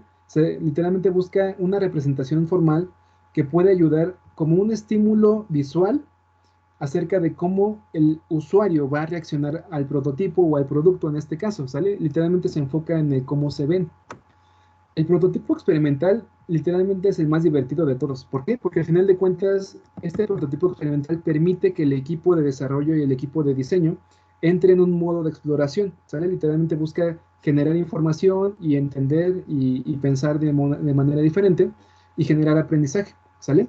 Y esta cuestión de los prototipos experimentales literalmente son modelos experimentales que pueden ser elementos que tengan por objetivo probar la resistencia del material, el desgaste, el quiebre, etcétera. Y en este caso, pues vamos a ver justamente que en estos tipos de prototipos experimentales se pueden realizar pruebas destructivas, ¿sale? O cualquier otro tipo de pruebas para llevar a cabo la experimentación y revisar que realmente las características del producto van a ser las deseadas, ¿sale? En este caso, pues es más que nada para ver qué tanto aguanta, ¿sale?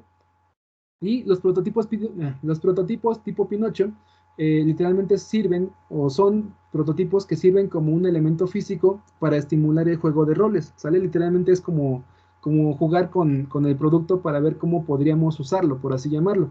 Y literalmente la idea como tal es ponernos en los zapatos del usuario para ver cómo, como usuarios, nosotros nos gustaría trabajar con el producto, ¿sale?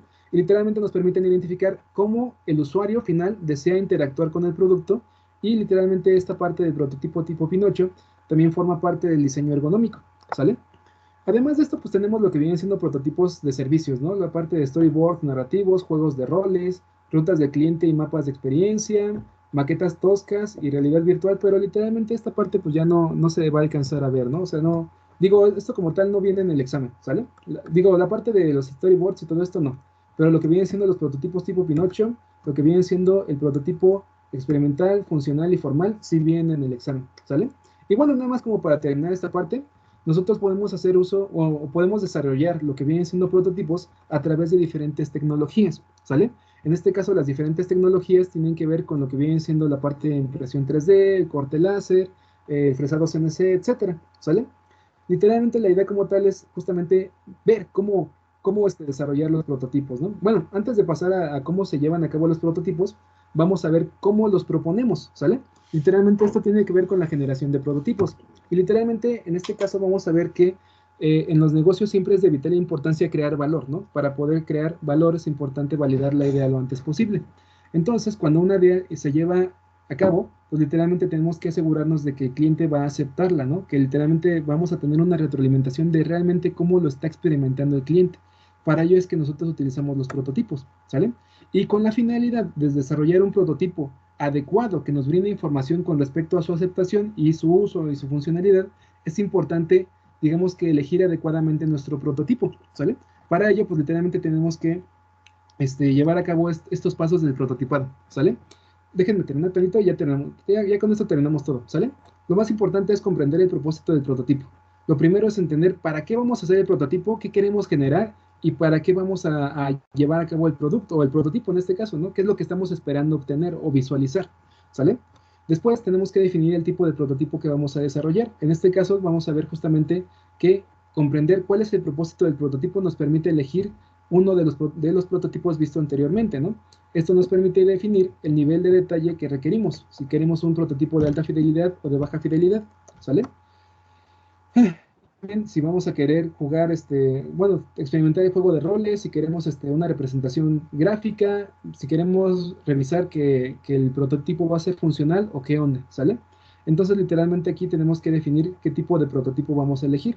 Primero definimos cuál es el propósito del prototipo, después elegimos qué tipo de prototipo vamos a elegir, Pinocho, formal, funcional, experimental, y después definimos justamente el tipo de tecnología y materiales que vamos a usar. Si vamos a utilizar materiales exactamente iguales al diseño que desarrollamos, o si vamos a utilizar otro tipo de materiales. Aquí como tal definimos justamente si va a ser un prototipo de alta fidelidad o de baja fidelidad, ¿sale? Después producimos el prototipo a través de tecnología CNC, corte láser, corte por plasma, impresión 3D, lo que nosotros queramos. Y el punto 5 literalmente corresponde a evaluar y validar. Literalmente es hacer uso del prototipo, ver si realmente el prototipo corresponde a la funcionalidad o uso que estábamos esperando para el producto final. Y si no, pues literalmente pasamos al punto 6, que es literalmente iterar, rediseñar. Y pues literalmente después de rediseñar, pasar otra vez por las etapas de diseño del prototipo hasta que literalmente el diseño sea igual al producto y a la funcionalidad que nosotros estamos esperando del producto final ya para manufacturarlo, ¿sale? Ya me cansé. Y bueno, en esencia como tal, hasta aquí sería lo que viene siendo la parte de los prototipos del examen. Ya la parte de las tecnologías de impresión 3D, lo que viene siendo la parte de lo que viene siendo impresión de láser, y demás, pues ya eso no lo vamos a poner en el examen, ¿sale? Sin embargo, pues ya la siguiente clase lo vemos. Digo, la clase de repaso lo vemos también para que no haya tanto problema. ¿Sale, chicos? Ay, perdón por la velocidad. Por el ¿Es el chicos, de examen, verdad. ¿Mande? ¿Es el examen? Sí, hasta ahí llega el examen, chicos. Pero ¿cuándo es? Ah, ¿cuándo es el examen? Es el día... es el día jueves de la siguiente semana. Ajá, sale. Sí, chicos, igual el día lunes vamos a tener una clase de repaso, no se preocupen. Chicos, de verdad, muchas gracias por su paciencia, por su tiempo. Les agradezco mucho. Nos vemos el día lunes para la clase de repaso y les deseo que pasen un excelente fin de semana, ¿sale? Les encargo sus entregables lo más pronto posible y cualquier duda que tengan, mándenmela por mensaje, por acá o por WhatsApp. Y de verdad los apoyo en el momento en el que ustedes puedan, ¿sale? Chicos, muchas gracias. Nos vemos el lunes.